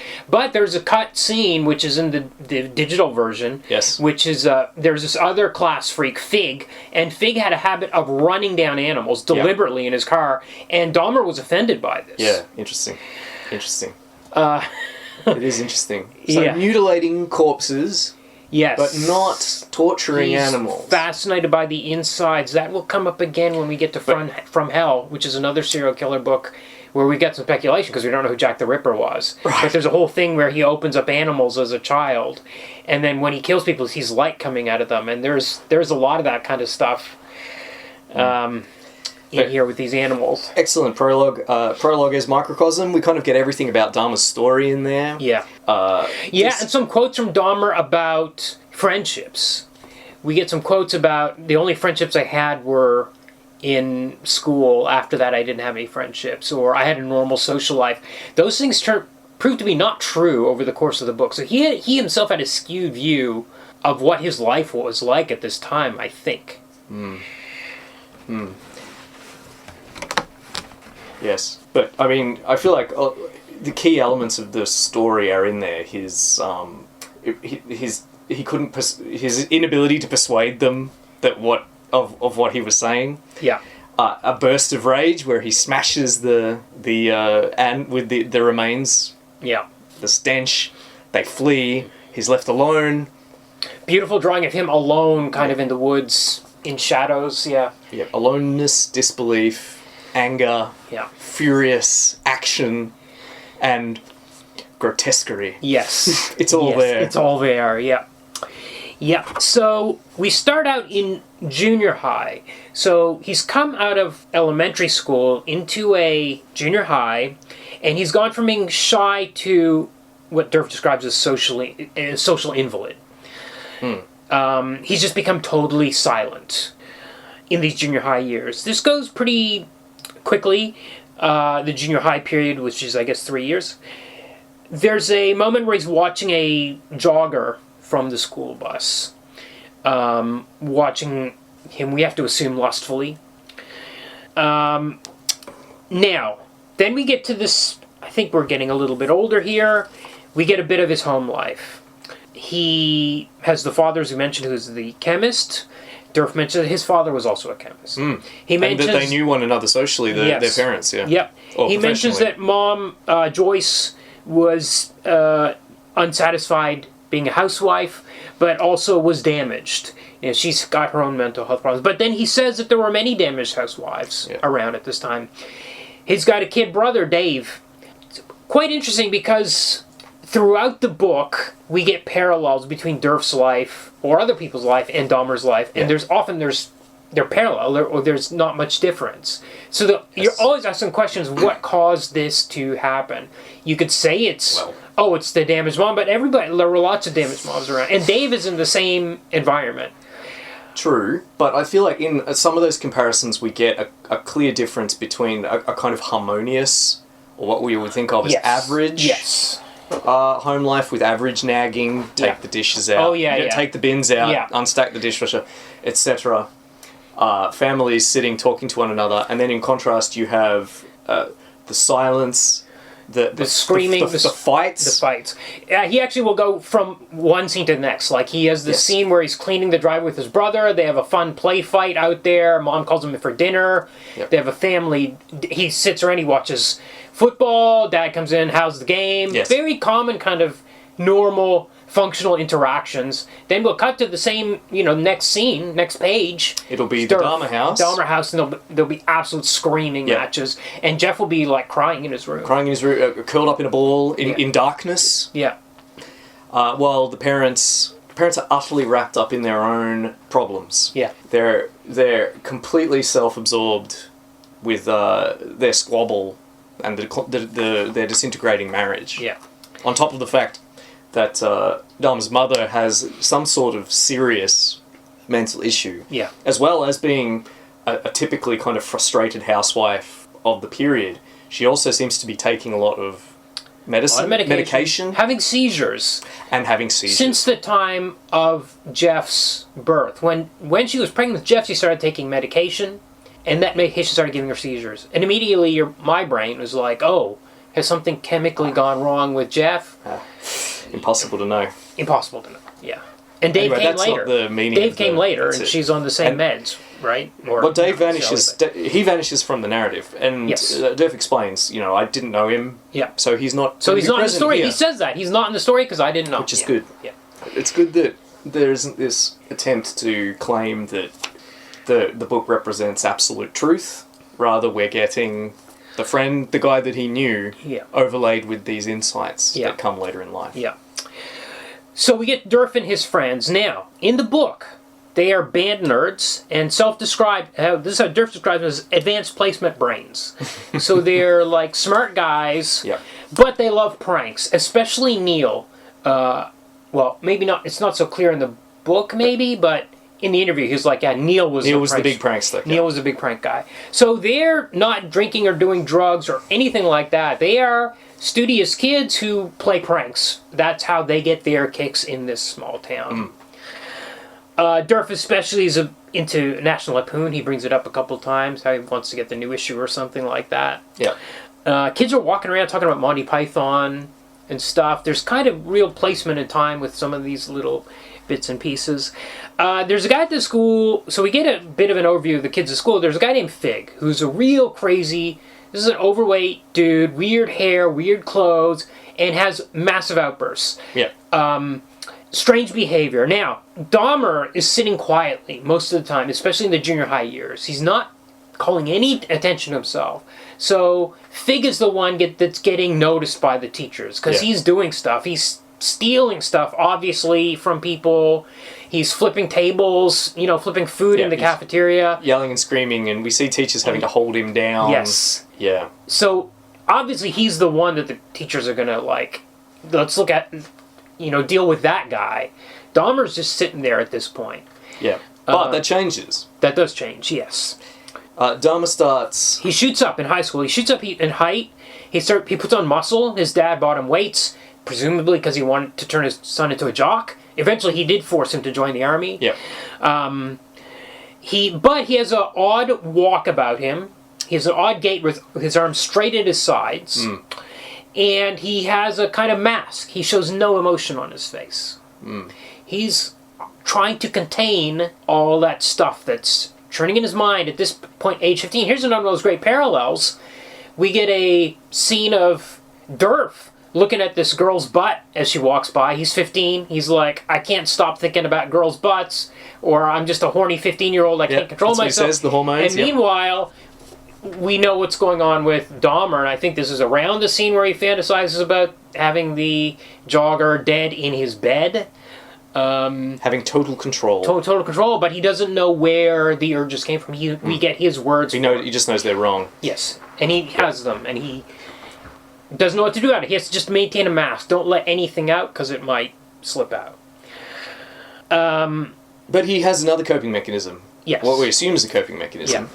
Yeah. He starts doing performative kind of seizures. Yes. He starts pretending to have seizures and have cerebral palsy. Yeah, aping or mocking the mannerisms of someone with cerebral palsy or with some kind of, some sort of degenerative condition where they can't control their body and they make utterances, outbursts, something like that. This is based on an interior decorator hired by his mother. Well, this is yes, Mr. Brolman. Yes, allegedly, but Derf himself states that he believes that ultimately he was mocking his mother's seizures. Yes, the seizure parts at least. Yeah. Yes. Well, she made exclamations when she was having a seizure. Well, at least so this is papered over a little in the movie. Yeah. Where... Well, she doesn't have seizures in the movie. She doesn't have seizures in the movie, but one of the other characters, Dave or Mike, or not Dave, it would have been... Maybe it was Mike, says, oh yeah, my mom hired that same decorator too, and he had fits until he started having fits in our living room and they fired him. We don't see him have fits in this movie. No, she doesn't. They've in the movie, sorry, in the comic. In the movie they assign the fits to the decorator. He does say that they always believed that he was just mocking the decorator because Dahmer seems to have kept his mother's condition secret. Yes. Or not, not talked about it. He also, when his father left, he didn't tell anybody. They didn't learn about it for months, right? Yeah. He doesn't. None of this stuff gets out. He's ashamed even of his home life. And he certainly did. Yes, and he certainly did. Also, there was an element of mockery with because they're always. He has these things which Derf called Dahmerisms, or doing a Dahmer. Yeah, and that's essentially it was a repertoire of kind of nonsensical statements or noises. Yeah. Some of which were just random, like saying "bah." He would say "bah," and they would also like "I'm a decker waiter," and "Would you like to buy some dwapes?" Yes. Things like that. Yeah. So just sort of like nonsensical phrases and so on, but definitely also mocking this person with CP. Yes. And the group themselves, who come to call themselves the Dahmer Fan Club, astonishingly, and Derf admits that this is wrong, that they used to call up the bloke at his place of work and kind of harass him by imitating his accent. Yes, but the revelation about the mother that's a bombshell. Yes. In the book. You're like, because that's a whole other level of, he's mocking his mother's seizures, so what's mentally what's going on? What's he coping? What is this covering up, or what is this helping him, to do that? That was a fascinating bit. So what did I have about that? I had something else about this. So he finally decides he takes a baseball bat and he waits in the woods for the jogger to go by because he knows when the jogger goes by every day. By some fluke of the universe, that day the jogger doesn't go by. Dahmer gives up on the idea of batting this guy. This is pretty much after the scene of, he's fantasized around, but after the scene of Derf looking at that girl's butt, it's like, okay, here's Dahmer's going off on this fork. Yeah. Where he's like, how am I gonna deal with my feelings? Right. Where Derf is like, just staring. Dahmer. Oh, sorry. Yeah, Derf was just staring at the girl. Dahmer's like, he's got his feelings. And he's like stalking the jogger. Got a baseball bat. He's planning to knock him out. Yeah, and then by some chance he doesn't jog that day, and so escapes a grisly fate. But I mean, he was allegedly only going to knock him out because he just wanted to indulge his fantasy of having total control, person, which in his fantasies manifested itself as being with a dead person. But he was thinking, I could do it with an unconscious person, and I could extirpate this lust thereby.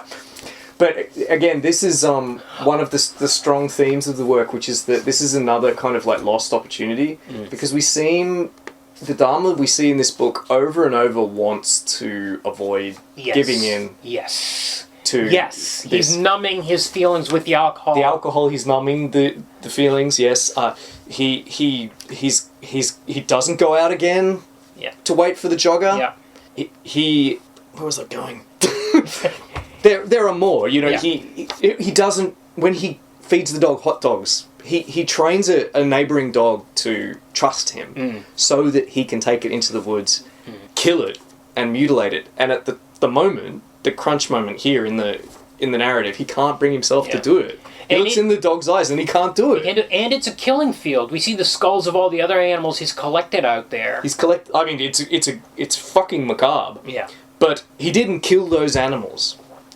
The version of Dahmer we're getting here is one that is struggling against his fate and has come within a hair's breadth of doing it. Yeah. And yet he needed more and it wasn't there. Yeah. We have other things. Dahmer could be charming, apparently. Quite intelligent, allegedly. His teachers all said he was... That they believed he was intelligent, although he didn't do well at school, probably because he was drunk all the time. Yeah.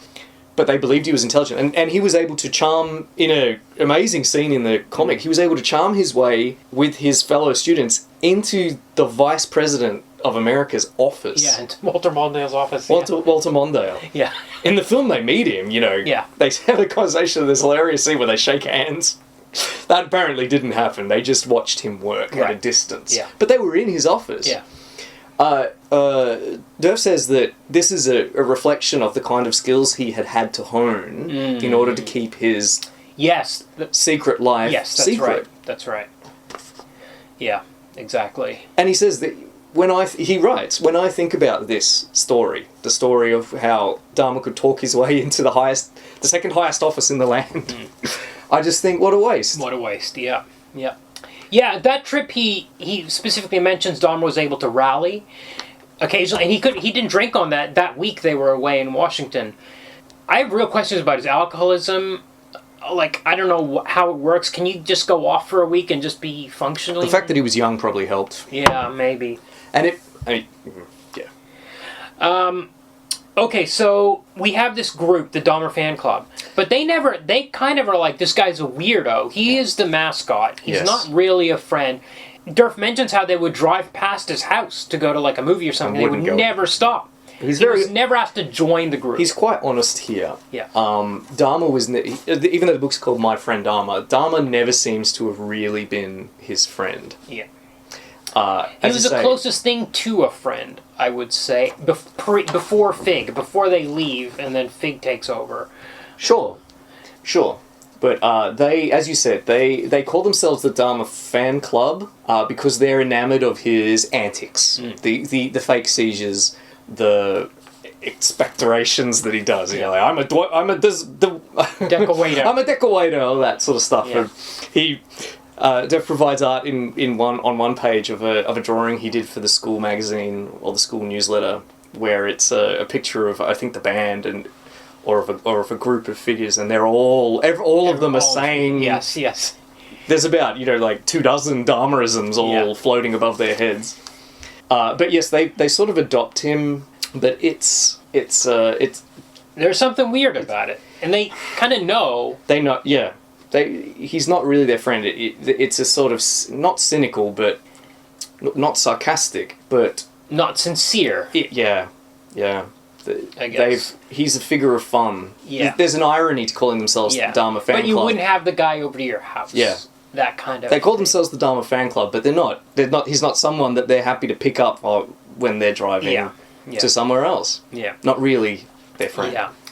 Yeah. So the next year is when he starts drinking. I think this was junior year. His really the thoughts going through their head are just escalating. He has to drink to numbness.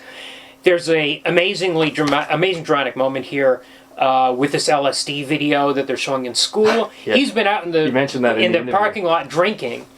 And they're showing this video, like, if your friends who are isolated are the ones most likely to become addicted, and he's addicted to the booze at this stage, and it's really a fun juxtaposition. Yes. There's moments in here that are really, I mean, it's non-fiction, but they're dramatic narrative moments. Like, there's a scene where they go fishing, and Dahmer catches a fish, and he's just compelled to chop the thing up with a pocket knife, to hack it to pieces. And then you get this kind of full page of his face dissolving in the reflection of the wave of the water. Like, there's all kinds of pretty amazing moments like that. Yeah, I agree.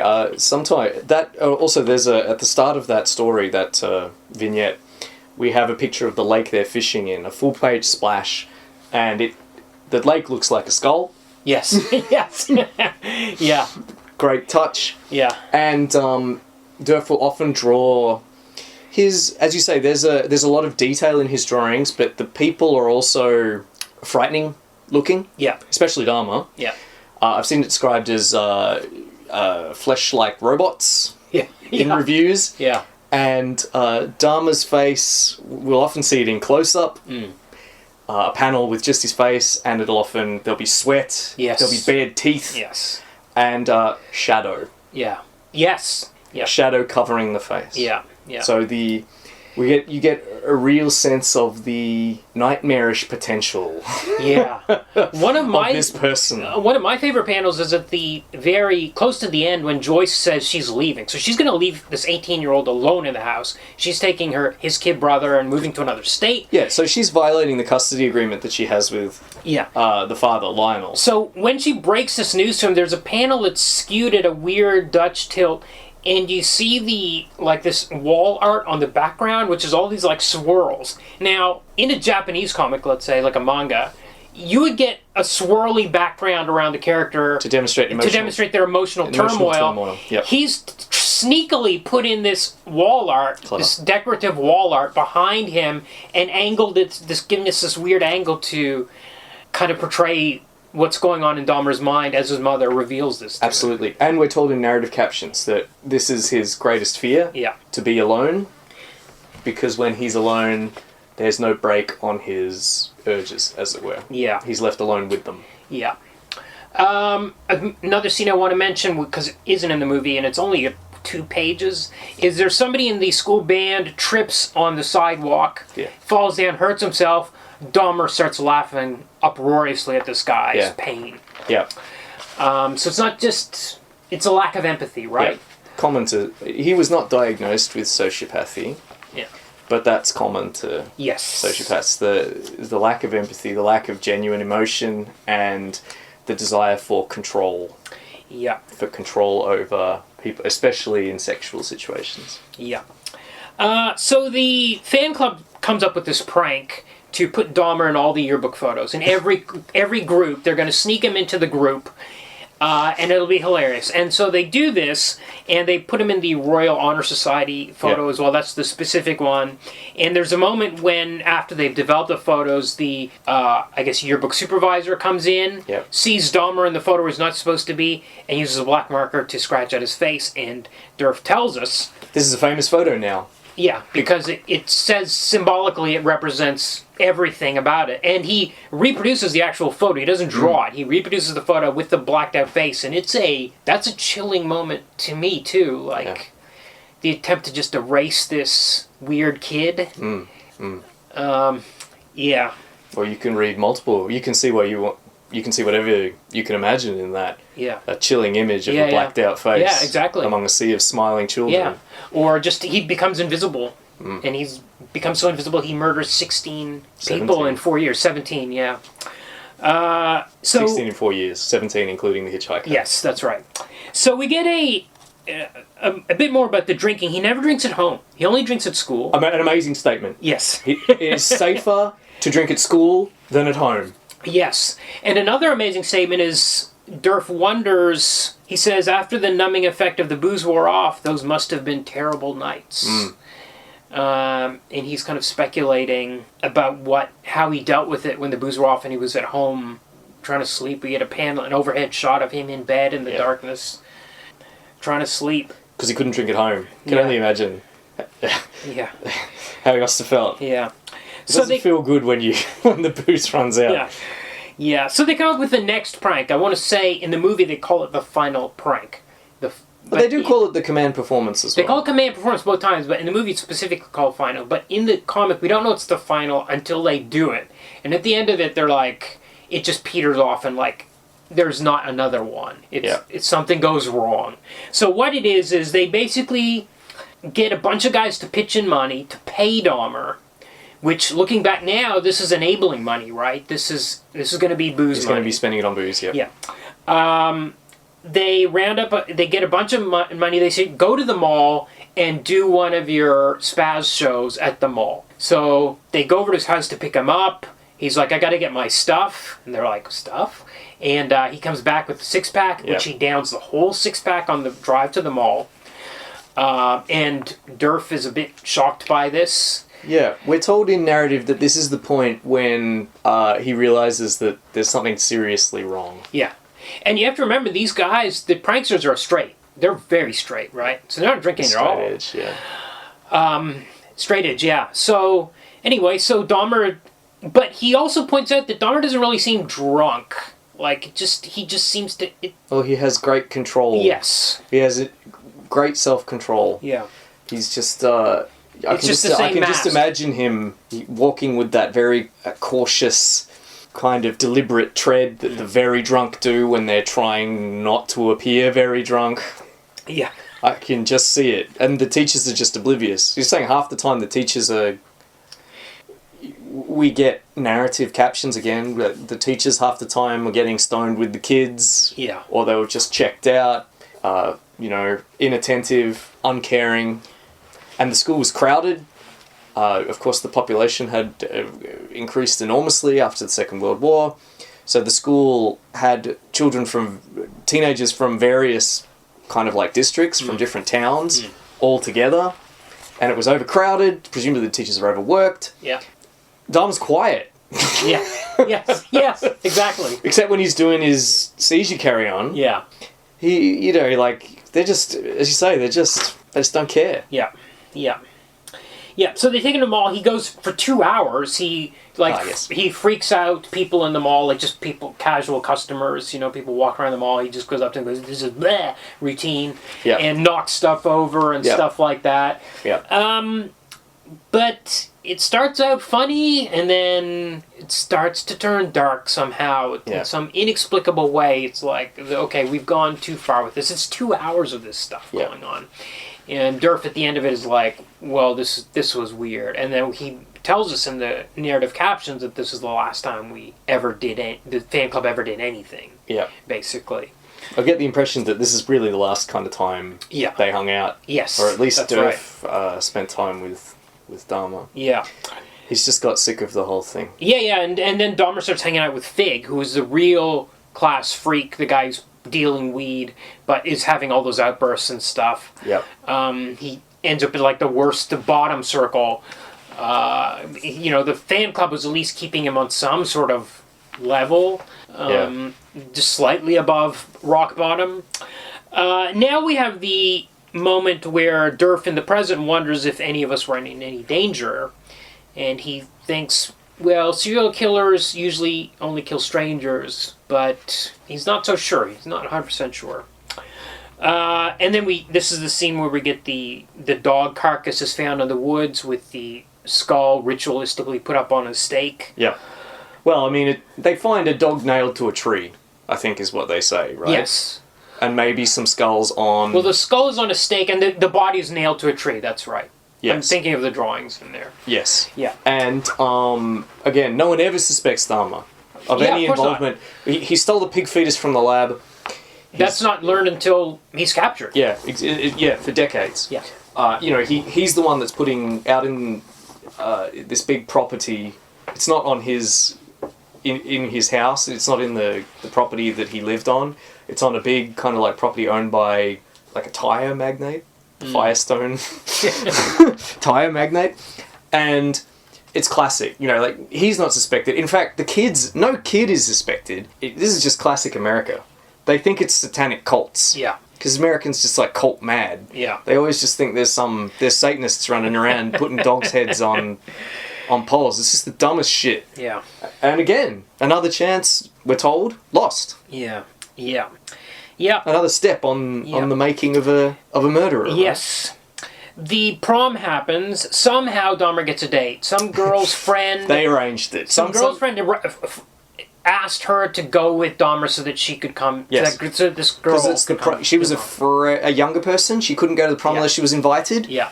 So... Yeah, as you say, it was arranged. Dahmer doesn't seem to have had any agency in this situation. Yes. They arranged for the girl to be his date. Yes, and Derf describes it as like an anemic final attempt at being social or something. But he can't handle it. Yeah. He walks out, sits in a McDonald's parking lot and eats a burger for the rest of the night, basically. Yep. So then Joyce leaves. There's a great line from Derf here where he says, imagine what Dahmer felt. He's really like, imagine, try to put yourself in his mind. It happens again and again through the book. Mm-hmm. School ends, graduation happens. Derf, another great parallel here, Derf is driving off to university. He's taking an early, he's keen to get to this art school. But that very same day, Dahmer picks up the person who will be his first victim. Yeah, the hitchhiker.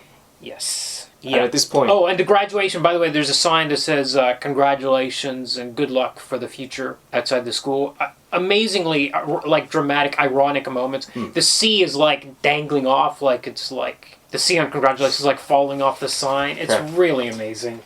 Yeah, I should point out that at this point... at more than one point in the narrative, Derf has said that he doesn't really feel sympathy for Jeffrey Dahmer. Yeah. He says this person he knew as a teenager, he could feel empathy for him. Yeah. For what he was going through. But the moment he chose to kill... Yeah. And then didn't turn himself in or kill himself. And then, the moment he of all the choices he could have made, that the fact that he chose to kill and keep it secret... At that point, there is no empathy anymore. And there's no sympathy for that person. Yeah. For Jeffrey Dahmer. Yeah. He's an irredeemable monster. Yeah. So, after graduation, once Mom leaves, he has no... I mean, we talked about emotional support, but there's no public around him to watch him and see what he's doing. And this is when he has the freedom and he kills that guy. He picks up that hitchhiker, brings him home, and kills him. Because suddenly all the things that were slightly keeping him in check are gone. Yes. It's amazing. There's a bunch of black pages, like, when he brings the body back. It's really great. So there are a few coders. Dahmer kills this hitchhiker, right? And then he has either put the body in the trunk of his car. He's stopped by the police. He tries to dump the body, but the police stop him from driving over the line. And they smell the garbage, or he's got the body in garbage bags. This is 3 a.m. Yeah. He's not drunk, amazingly. Probably not. Yeah. He's just sort of swerved a bit on the road. The cops have pulled him over. He says he's going to the dump to dump garbage at 3 a.m. The garbage reeks. He's really cagey. They let him go. They let him go. It could all have ended there. It could have ended there. Again, a failure. So he goes home, he's still got the garbage bags, or maybe he does take them to the dump. Anyway, at some point... No, he goes back home and he never tries to take them to the dump. Right, okay. He takes them back to his house, he hides them in a drain that runs alongside the driveway, and eventually he will strip all the flesh off. Yeah. And pulverize the bones and scatter them around the property. Right. But he doesn't want to drive the car because the bags are in the car at this point in time. That's why he's walking when Mike picks him up. Gotcha. Mike picks him up because he's not driving. He takes him back to the house and he says, "What are you going to do next year?" And he's like, "I'm going to Ohio State." Mike's like, "How did he get in?" And well, he did. He really did get in. He really did get in. It is a mystery. Anyway, so he drops him off there and leaves, and then the narrative captions tell us that according to the timeline, the body was either in the trunk at that stage or in the drain. So and Mike was right. Mike was within meters of a dismembered corpse, and probably was arguably close to death himself. Yes, maybe. But as we said, we don't know. At this point, Dahmer's just a garden variety murderer. Yes, he's and not Derf a serial killer yet. Killers don't usually kill strangers, not people they know. So we don't know. Who knows? Yeah, he was probably in extreme danger. And then he goes in the house. We get a repeat panel, like a full page splash of the house with the lights on, and a full page with the lights off, and that's basically how the main story ends. And then there are a couple of little epilogues. Yeah. Including one where Derf, working for a newspaper in Akron, is called by his wife, who works at another newspaper, and told that a serial killer has been caught, and guess what? He went to your high school. And Derf says, "Oh my God, who was it?" And she says, "Why don't you guess?" And he says, "Fig!" Yeah. That's his first guess. Yeah. She says, no, that's not it. His second guess, Dahmer. You would think it was Fig because he's the one that's running down animals with his car. That's what he thought. It's the same thing. But the fact that as soon as he was told that it wasn't Fig with his outbursts and his autism, it seems like, it was he just knew straight away. The only other candidate. Chilling. Yeah. And in fact, we have another coda where he meets up with his friends, I think, a few years after they've all gone off to college, it's about but 10 years later, it's they're still 88. close. Yeah. And they're wondering what everyone in their class is doing, and They're like, Fig's living at home with his mom. Yeah. They're like, haha, of course. of course, and And they're like, what happened to Dahmer? we don't know. Derf says, he's probably a serial killer. Apparently, 88. really said this. Yeah. Amazing. We're told in narrative captions, I definitely said this. Yes. Chilling. Yeah. Chilling. An amazing book. Yeah. Just... This is the book, I've recommended this to people, and you recommend books to people, and they're like, okay, whatever. I've recommended people, and they have bought it, and they have read it, and they have reacted much like I reacted to it. Yeah. It's a singular piece of work. Yeah. And then there's the film. Okay, 2017, directed and written by a fellow named Marc Meyers, who's only done about 4 or 5 movies, starring Ross Lynch, and his... At this point in his career, Ross Lynch had been working for Disney. Yes, and I think Alex Wolff as well was a product of the Disney factory. Alex Wolff, who plays Derf. Yeah. He has appeared on the podcast before. He was in Old. Was he? Yeah. He plays adolescent kid Oh. after he's been subjected to the effects of the peach. Oh, I didn't... Somehow I didn't put that together. Okay. Ross Lynch has also had some... This is his... comics credits cred corner.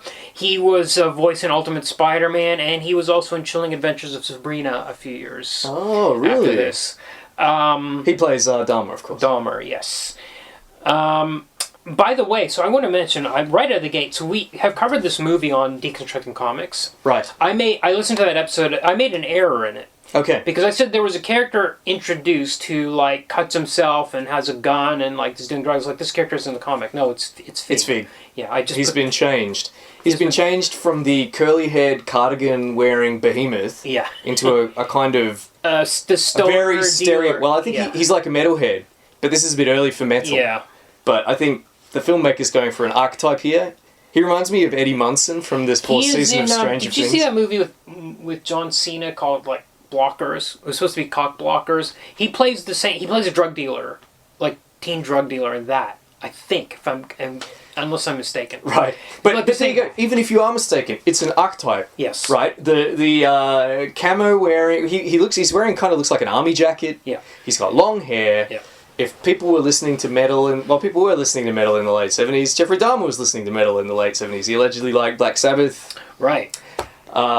Yeah, but he's sort of a bit out of time. It's not quite the right era for him yet. Okay. I think he belongs more in the 80s. As I said, he reminds me a little bit of... But he's very much a character from Dazed and Confused, which was set in 80... Wasn't it? He seems like... That's what I mean. Yeah, I don't understand. Like, they've changed Fig from, like... The total weirdo. To this... They've made him high school guy. Yes. Well, he does oddball high school guy. Yeah, he has some very extreme behavior, which comes up later. Yeah, but he reminds. As I was saying, to return to this, he reminds me of Eddie Munson from the 4th season of Stranger Things. The guy that plays the Master of Puppets. Yeah, yeah. So the opening scenes are done a little bit in a different order. Yes. We start with the bus. Yes. He's watching the jogger from the bus. He actually gets out of his seat to stare at this jogger out of the back window of the bus. So that's a bit of weird behavior right out of the gate. Like this compulsion to get up and look at this guy. Also, would the credits say based on a true story? Oh, does it say at the start? At the very start, yeah. Oh, okay. We meet the designer, the interior decorator, yes. Mr. Burlman. Mm-hmm. And Jeff, so this scene is kind of in the comic. In the comic, he meets Burlman, and then as he's walking down the hall to his room, he mimics his voice, says, hello, or something like that. Laughs, yeah. In the comic, in the movie, Burlman turns away and he mimics him right there on the spot, and my mom is like, don't do that. Yeah. But he's cruel right out of the gate. He has a cruel sense of humor about this guy, which I thought was good to put pretty close to the front. Yes, but it also feels kind of normalizing. Yes. Because I kind of feel like any teen yes, absolutely. would react that way. Yeah, that's true. And he's quite a good-looking fellow. Yeah. Which kind of makes you a bit more sympathetic towards him already. And he's often smiling Yeah. and reacting shyly to things. I found it really smoothing compared to the sweaty robot Yes. of Derf's artwork. Yes. Here he is a lot more human. Yes, and I mean, I love Lynch's performance in this. I think it's great. But it is a different Dahmer than the one in the book. Oh, by the way, the roadkill scene was in here. Yes. Sorry, go ahead. Although I should say, he does a fantastic job of walking. Oh yeah, the gate. He has a weird hunch forward. He leans forward and holds his arms straight. Yeah. And it's just exactly as described. Yes. In the book. Yes. And drawn. It's perfect. Perfect. Yeah. So we did have the roadkill scene was in here because these kids they are talking about Monty Python as well. Like, as they come up, and it plays out pretty similarly. When they have dinner that night, we have some establishing dialogue. Yeah. So Derf says, "How was your day, Dad?" to his father, which I'm not sure. It's Dahmer that says that to his father. Jesus Christ! Why do they both have to start with D? Dahmer says to his father, "How was your day, Dad?" Which I was like, would Dahmer have? Not comic one. Yeah. Who knows what the real Dahmer would have done? But the one that we're familiar with from the narrative. Yeah. No. So we get that. That's odd. But we also get some establishing characteristics from the home life. So the mother, he's ignored. I think his father just doesn't really pay attention to him. We see that the brother, David, is getting a lot of favourable treatment.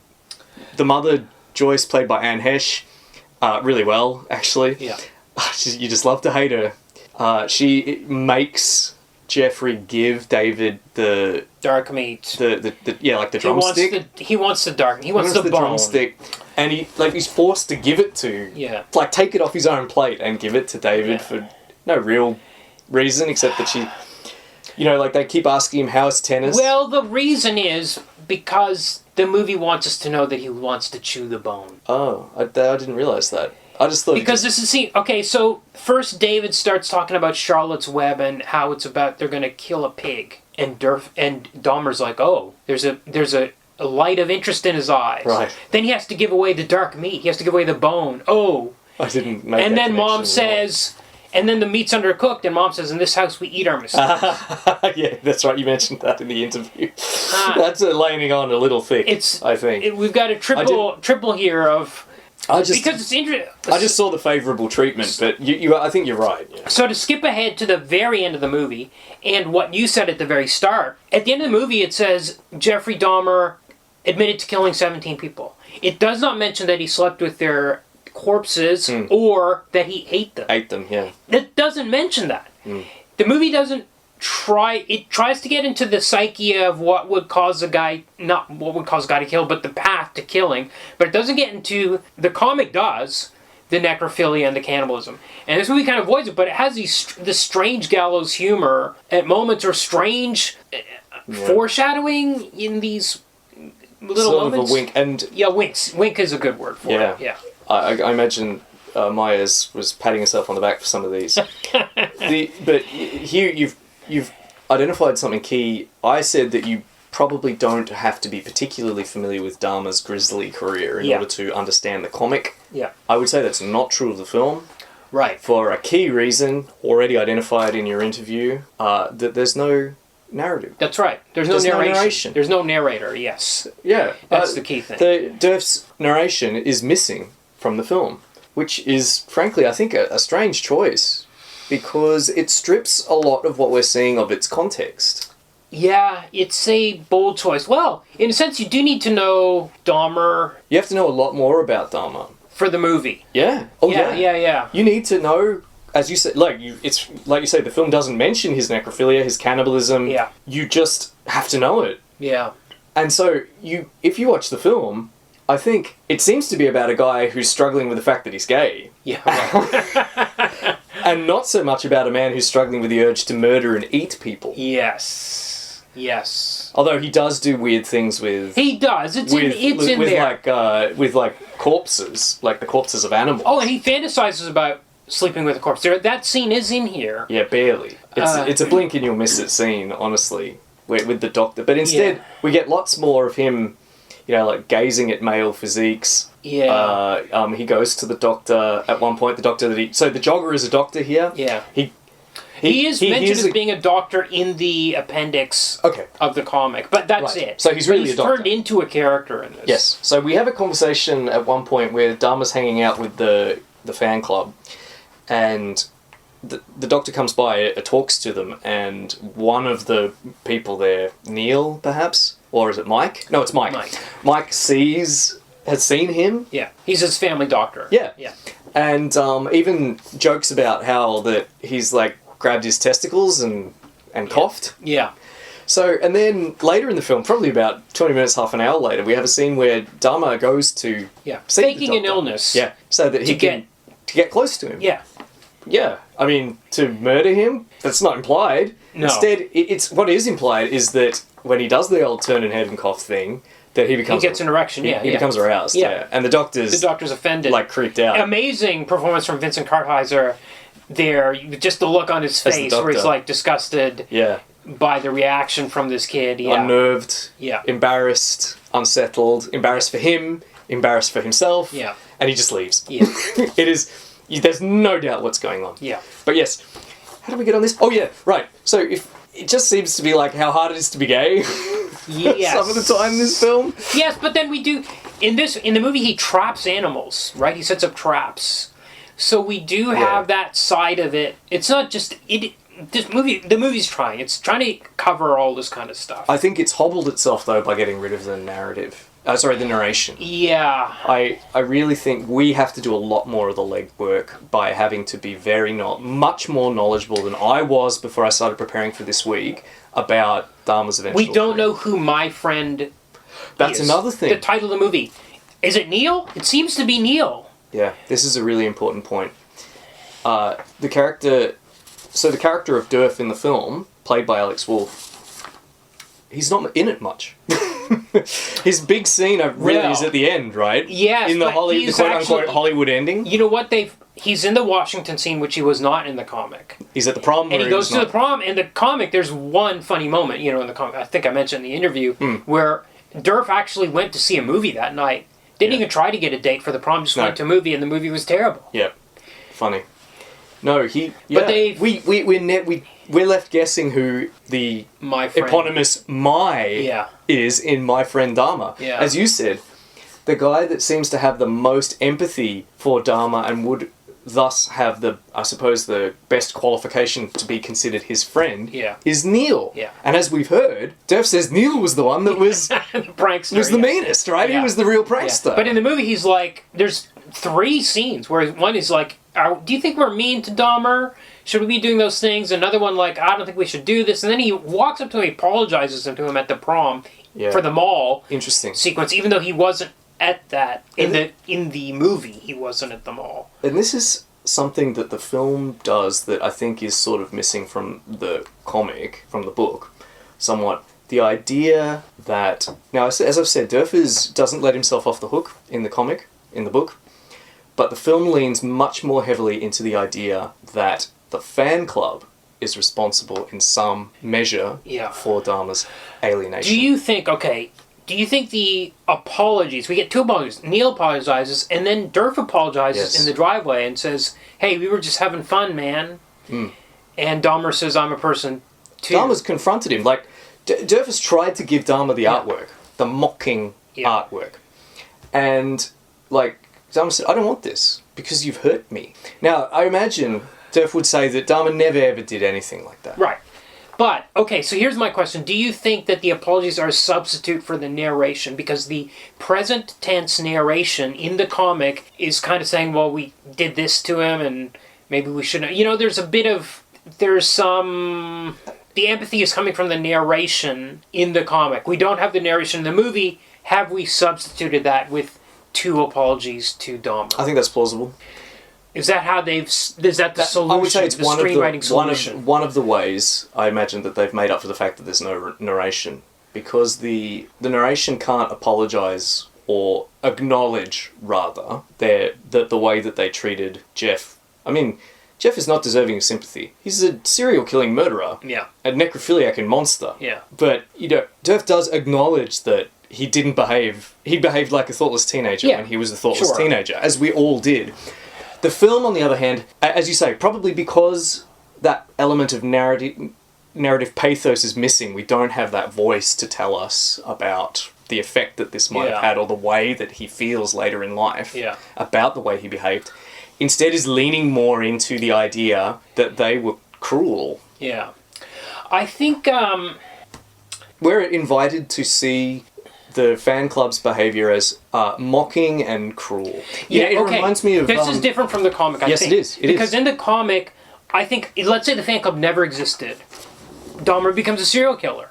Anyway. Sure. The fan club has nothing to do with it. In the comic. If anything, maybe they're giving him a little bit of book, structure. Certainly. In the book. Yeah. But in the film, we're movie, invited to see them as one of the contributing factors. I feel like maybe that's the case. I read one review that said, the contributing factor.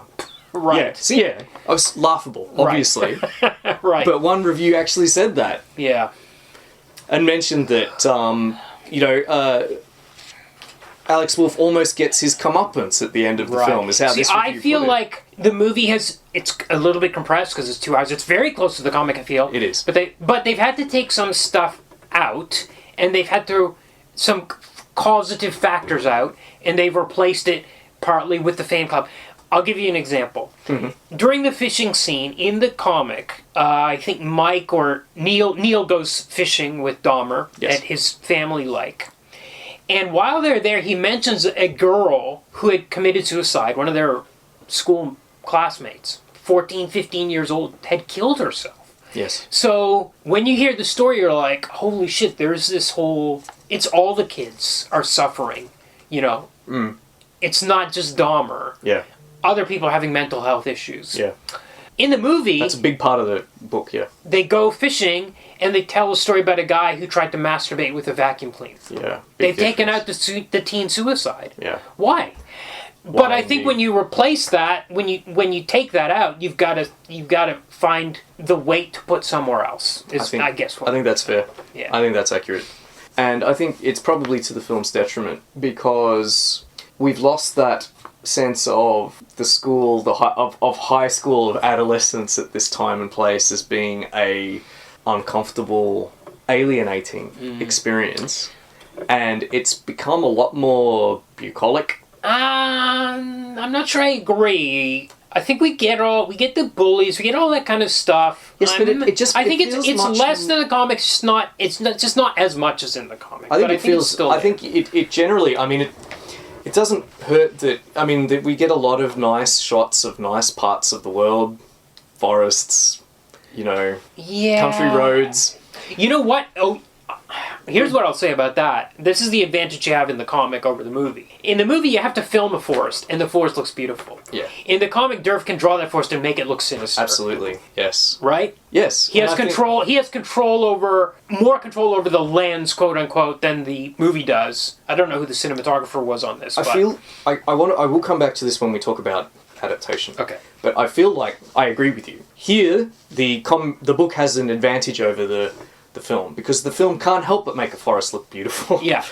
It can't help but make some of these actors... But Derf also says, in the comic, the forests were beautiful. This is a great place for a kid to grow up with these trees and nature. He says that. Yes, he does. In a caption. So, I mean, the movie's not betraying the book on that score, but it just seems to have less control over... It can't just control the shadows the way Derf controls the shadows on Dahmer's face. You know what I'm saying? You're dependent on the look in Ross Lynch's eyes.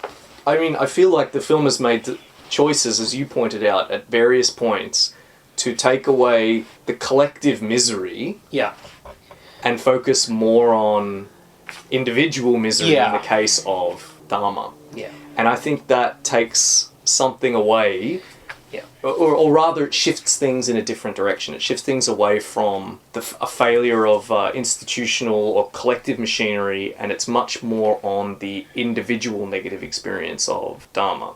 And I think ultimately that affects kind of like the thematic impact of which I'll get back to when I get to... I think maybe the movie's trying to say that Dahmer's life was worse, and that's what turned him, maybe? Is that what it's trying to get at? I'm not sure. I'm just speculating. It might not have been trying to say that, but I think that's maybe what it ends up saying. Yeah. Okay, so the focus on the obliviousness of the parents and teachers is not as strong in the movie, but there is a scene where a teacher's asleep in class on his desk. Like, he's got his head down his desk. Dahmer and the kids make some noise. He's like, keep reading your book, and he goes back to... And I'm like, this is a cinematic substitute. Yeah. For the themes of the book. Talking about how the teachers are not. Yeah. But, I mean, it's not much. Maybe, I mean, it's just that scene, really.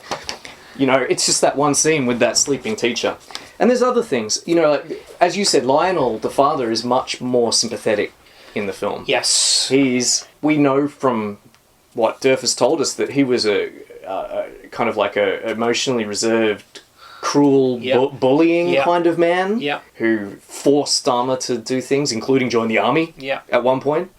Here, he's much more of a kind of like a... He can tell something's wrong. Yeah, he's emotional. Yes. Right? He's clearly... He's like a nebbish. He's tentatively, thoughtfully, shyly reaching out to his son, awkwardly trying to get him to do weights, trying to connect with him and failing. And also is clearly the victim in the marital crisis that's occurring. Yeah. Like Judith? Joyce is, as I said, played by Heche, like, hilariously mean. Yeah. And he, on the other hand, is just portrayed as kind of like hapless, well-meaning, but defeated by the reticence of his son and the shrewishness of his wife. Yeah. By the way, this actor who played Lionel, the father, is Dallas Roberts. He did a season of The Walking Dead. Nice. Yeah. Excellent. And Heche was also the voice of Lois Lane on a Superman Deep Doomsday cartoon. She was too. I saw that. I wondered if it was worth mentioning, and clearly it was. There's also another thing, the addition of another character who you mentioned, this Oliver, not named in the film, but I think named in the credits. The Neil Sedaka fan? Is that who you're talking about? This coded as homosexual kid who's maybe interested in Jeff. He's bullied by some guys who are like, they call him the F slur. Yep. Things like that. And Jeff kind of like shoos him away like... an interesting thing in this movie, which is maybe not in the comic, is the Burlman, the decorator, is coded as gay in this movie. So his ridiculing of that is almost like a shame about himself. Oh, yeah. Right? As well. That didn't occur to me. So that was really a smart addition, I think. Right. I'm not sure I got that from the comic, but it seemed a bit clearer to me in the movie. Yeah, he has effeminate mannerisms. Yes. Yeah. As you said, the scene with the sleeping teacher, this is the only point in the movie when I laughed. A girl starts talking to Derf, Alex Wolff, and she says to him, "Is Dahmer your muse?" Yes. And he's like, no, he's not. I just like drawing him. And she says, "Why don't you draw me?" And then Dahmer says, "I could draw you." Yeah. He's sitting right behind them. He could hear the whole conversation. Yes. It was like something out of a... I just found it hilarious that this cute girl was flirting with a budding cartoonist based on his drawings. I thought, a nerd.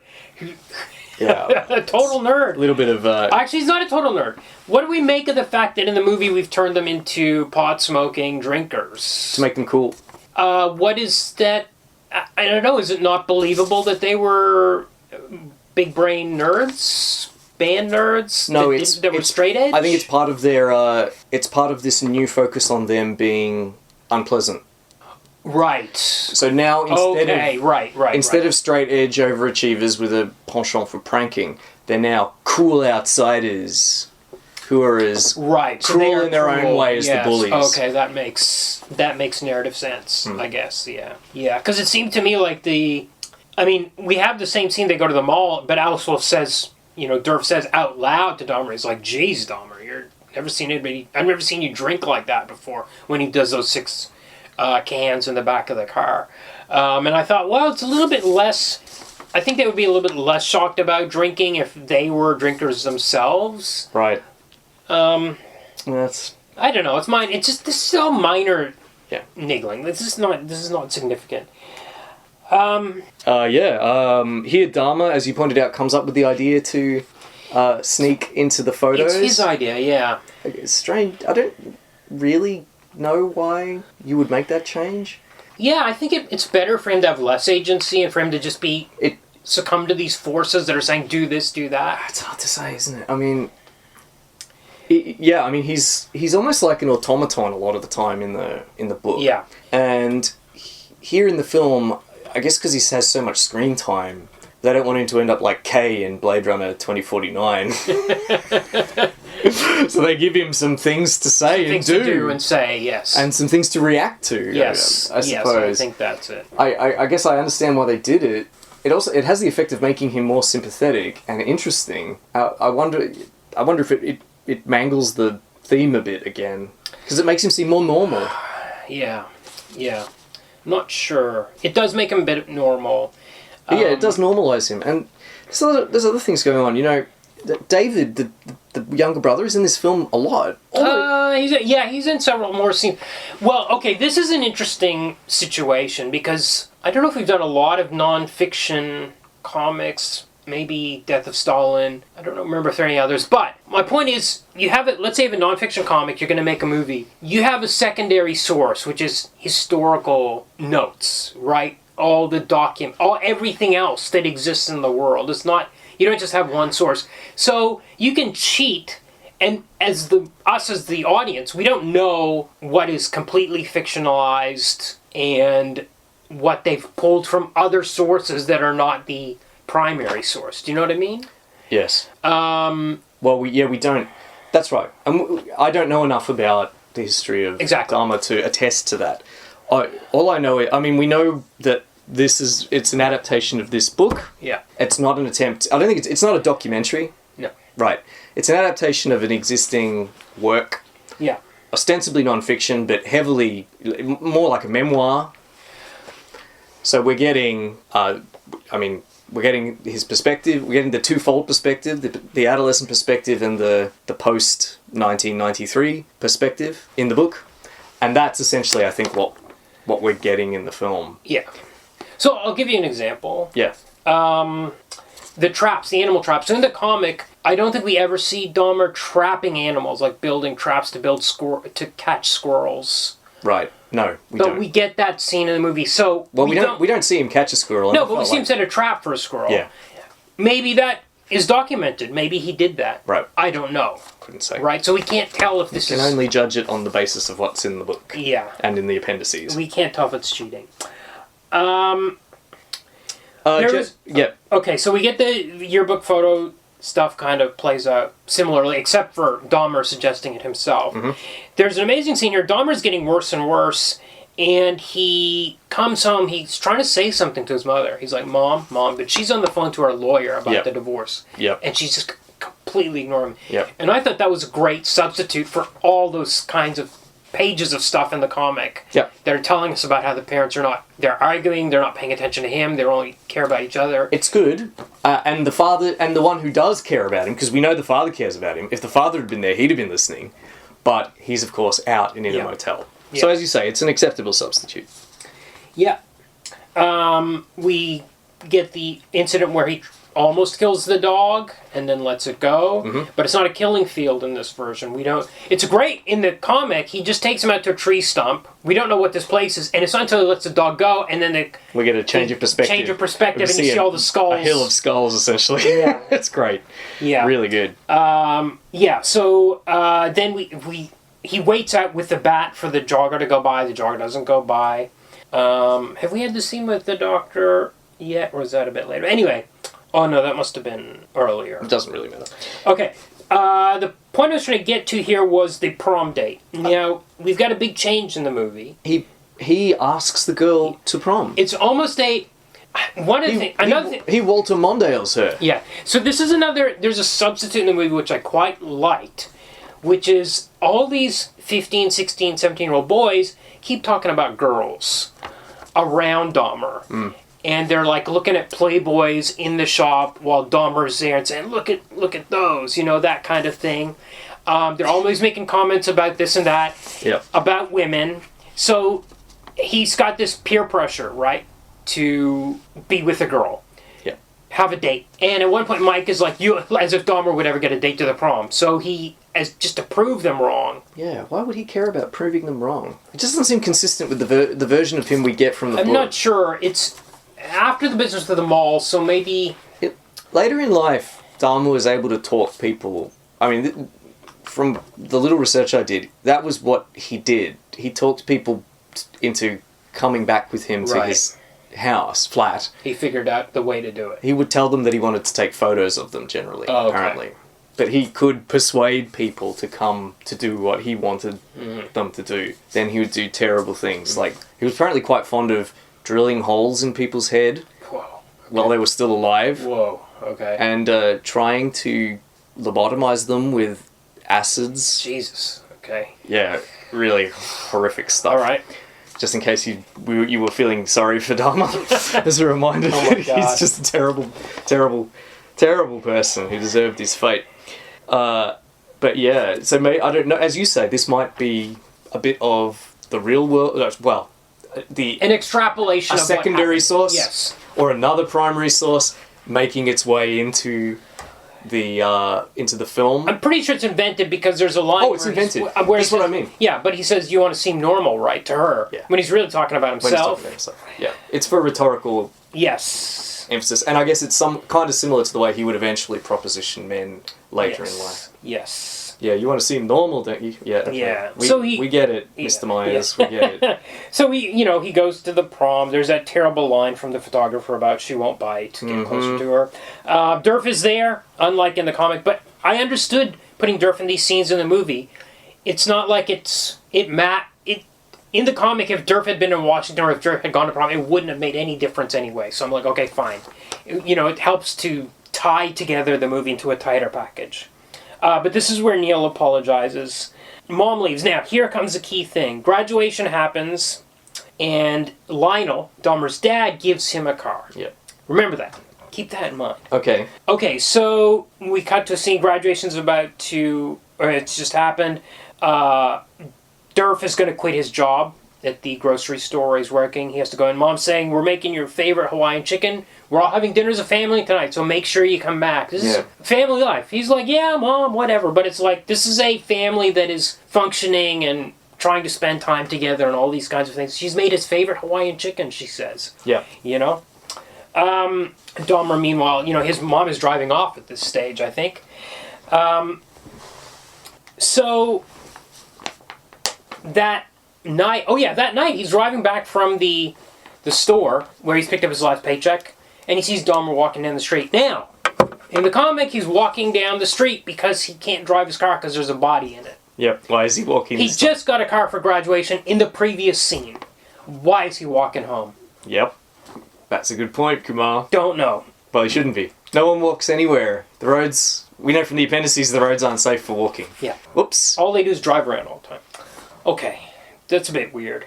Well, why bother giving him the car? I guess for the final scene. Anyway. So... because he has to have the car to pick up the So now we have Derf driving with Dahmer instead of Mike. Derf is the one in the car with him. They stop in his driveway. He notices that Dahmer has bloody fingernails. What was that? And he gets them from fucking with animals. So he's clearly, right. That's what I assumed. I guess that's where he's been. Maybe that's why he's not driving. Yeah. Okay. He's been in the woods, screwing around with his animals. Maybe. Yeah. It's still a big if. Yeah. Okay. Well, this is the scene where it kind of comes out. He's like, Derf is like, man, we were just having fun. Dahmer says, I'm just like you, which is something he doesn't say in the comic, but he did say later on in life, was like, I was a normal kid like everyone else. I'm just like you. It's interesting, isn't it? And then Derf, offers him the drawings, as you mentioned, and he says, are you okay? Which is the key line that no one says in the comic. It's pointed out by Derf that no one ever asked him, if he was okay. If he was okay, basically. Okay, now we get this... This is a bit... This kind of schlock. It's a schlock serial killer movie sequence. He invites Derf into his house. It's all dark in there. He's living alone, right? He doesn't even turn the lights on. Derf's like, I don't know. I got to go home to hang out with my family. But then he feels he has to, as a form of apology for what they did. Well, Dahmer says it to him. Yeah. He says, come in and have a beer. One beer, and all is forgiven. Yes. Meaning there's something that needs to be forgiven. Yeah. The way they... And also, Derf has to be a beer drinker. Ah, yeah, of to be course. tempted into the house. Well, right? I mean, he doesn't have to. He be. can't tempt He's him with clearly orange juice. Well, he's feeling guilty. He doesn't want to go in. No. But he's been guilted into doing it. Yeah. You know, this reminds me a little bit of Charlie from Flowers for Algernon. Okay. Do you remember how in Flowers for Algernon, Charlie worked as a janitor? Yeah. And there were people who he thought were his friends, Yes. but actually they were just doing, like, tripping him and... Pulled a Charlie, is what they call it. and he pulled a Instead of Charlie. doing a Dahmer. Yeah. Yeah. Pulling a Charlie as opposed to doing a Dahmer. Yeah. In the comic, Dahmer doesn't care, but here, in the film, Dahmer has woken up, or Yes. always knew that he was a figure of fun and not a true friend. Yeah. And he's finally, in this kind of schlocky scene, I suppose, confronted Derf with that. Yeah. Anyway, now he's going to get his revenge. Yeah, so he comes in, he stands right behind him like he's too close, you know, like has no idea about personal space. And Derf's like, whoa, man, actually I changed my mind. I better go. I got to go home for dinner with my family. Yeah, maybe you should have turned the lights on, Jeff. Yeah. He goes out into the driveway. As he's walking out, Dahmer picks up the baseball bat that he was going to use to knock out the jogger. No, it's not. It's a different baseball bat. Anyway. Because he smashed that bat to pieces. Oh, that's right. He did. He I guess he has two baseball bats. Might have like many people. Yeah. So he picks up the bat. Derf gets to his car. The car door won't open on the first try. He's got to do 2 tries. It's such tries to start the car. The car won't start 2 or 3 times. The lights have come on. Dahmer is standing there in silhouette with the baseball bat in his hand. Finally, the car starts. He's hiding it behind his drives back. away. But it's really cliche. it's a pretty shame. bad. It's like it belongs in another movie, really. Yes. But, I mean, to a certain extent, this is a substitute for... Mike is in the car. In reality, and in the comic, Mike is in the car with Dahmer, and there's a body in the trunk of Dahmer's car. And we get this through narrative captions, and you're like, whoa, that's a heavy thing to be happening. This is a substitution for that. Now, is it a good substitution? I don't think so. It's schlocky, as we've said. But they had to put a climax on there, which is given to us in narrative captions in the comic, right? I think it probably has as much to do with the kind of the rhythms of film storytelling as it does to do with trying to recreate that scene. I think they just felt like they needed, they needed a serial killer sequence. Yes. They needed the Alex Wolff Derf needed to have his moment, his come to Jesus moment, I suppose, where he realized he'd been cruel to Dahmer all this time, or that they have a confrontation. There's an apology of sorts. Again, nothing like... But it's all just... It's very formulaic. Yeah. And That's right. Even if you can have the apology in there, because that's the way we structured this movie with the fan club being kind of the bad guys, that's fine. But then to have the car door stick and the engine not start, that was a little bit too much. That's not what this movie's... I mean, in the rest of the movie's not like that at all. No, you're right. You're exactly right. And I thought of... Have you seen Gus Van Sant's Elephant? That's the movie that I compare this to the most, because that's where you've got these 2 school shooters, and the movie's just like 2 hours of just ordinary stuff. And then suddenly these kids are like, well, here we go. Show up with guns at school, and it's wild. And this was, up until this point, this movie was very much like that. It's just very... Just a slow boil. Slow boil, factual, not too much sensationalism. No. Except for those few weird gags.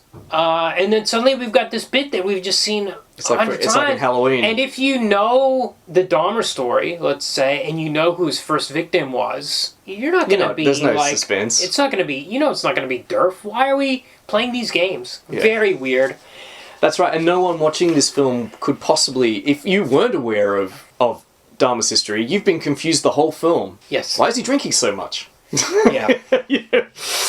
And then, so you're not going to be... And then, what? If you've stuck around this long, maybe you're going to be tricked by this bait and switch. But I think something like the why is he drinking so much, you're going to have a different answer in your head. It's because his family's fighting, the parents are fighting, he's miserable at home, that kind of thing. Yes. And then you're going to think that the drinking is what leads to the killing. Yes. Yes. As opposed to be the drinking that's preventing the killing. Absolutely. And, oh man, boy, do I want to return to that. Okay. All right. So, but then he's worked himself up because Derf was in the house and he thought he was going to kill him. So now he's got to do something else. And he's like talking to himself, okay. He's talking aloud.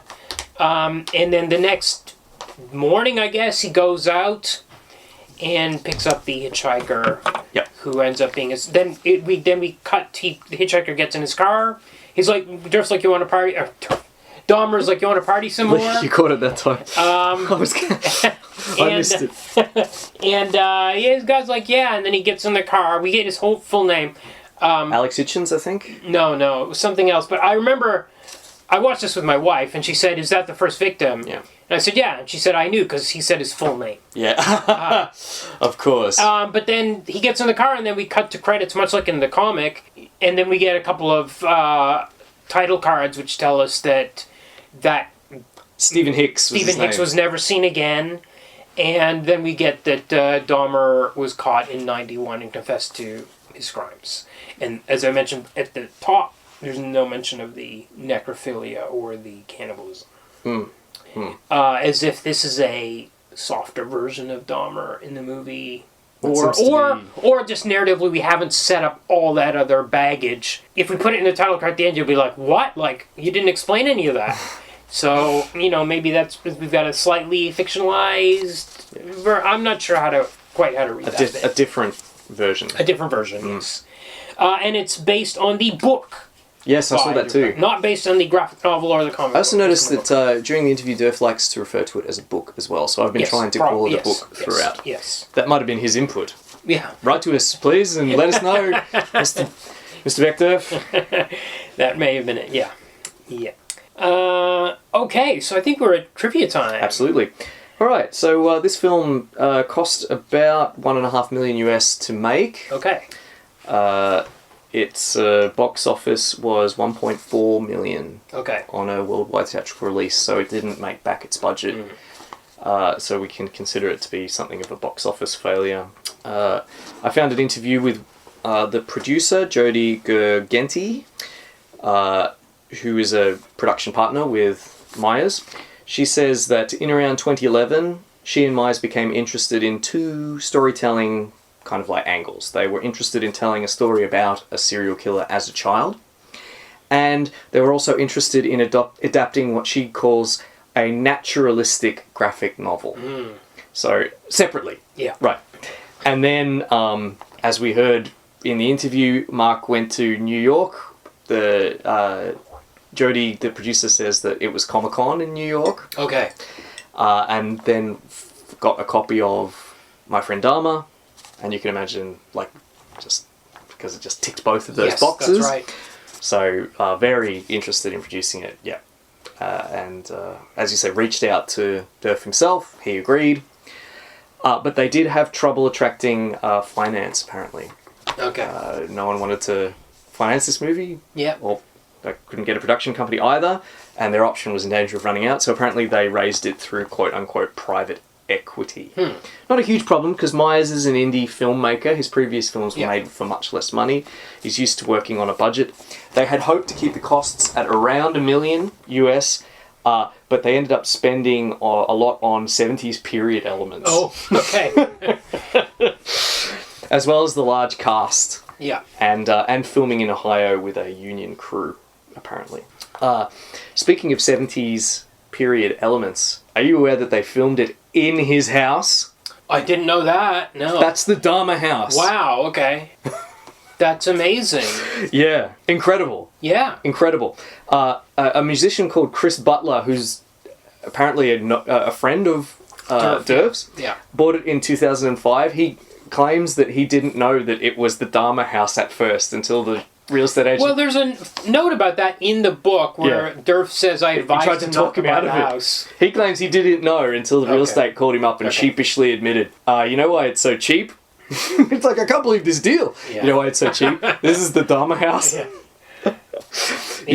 One person was the first victim was murdered in that house. That's right. Yeah. It's a murder house. Yeah. Chris Butler, as a creative type, was apparently thrilled to be involved to let them film in the place. They walked around the property looking for a place to shoot the shed scenes. They found the shed. Wow. It was still there. Wow. Just the roof. Oh, okay. Yeah, because I think the Lionel had demolished it at some point, but the shed was still there. the roof, and they rebuilt it, and I can only assume that they rebuilt it in the exact same spot. Okay. Spooky.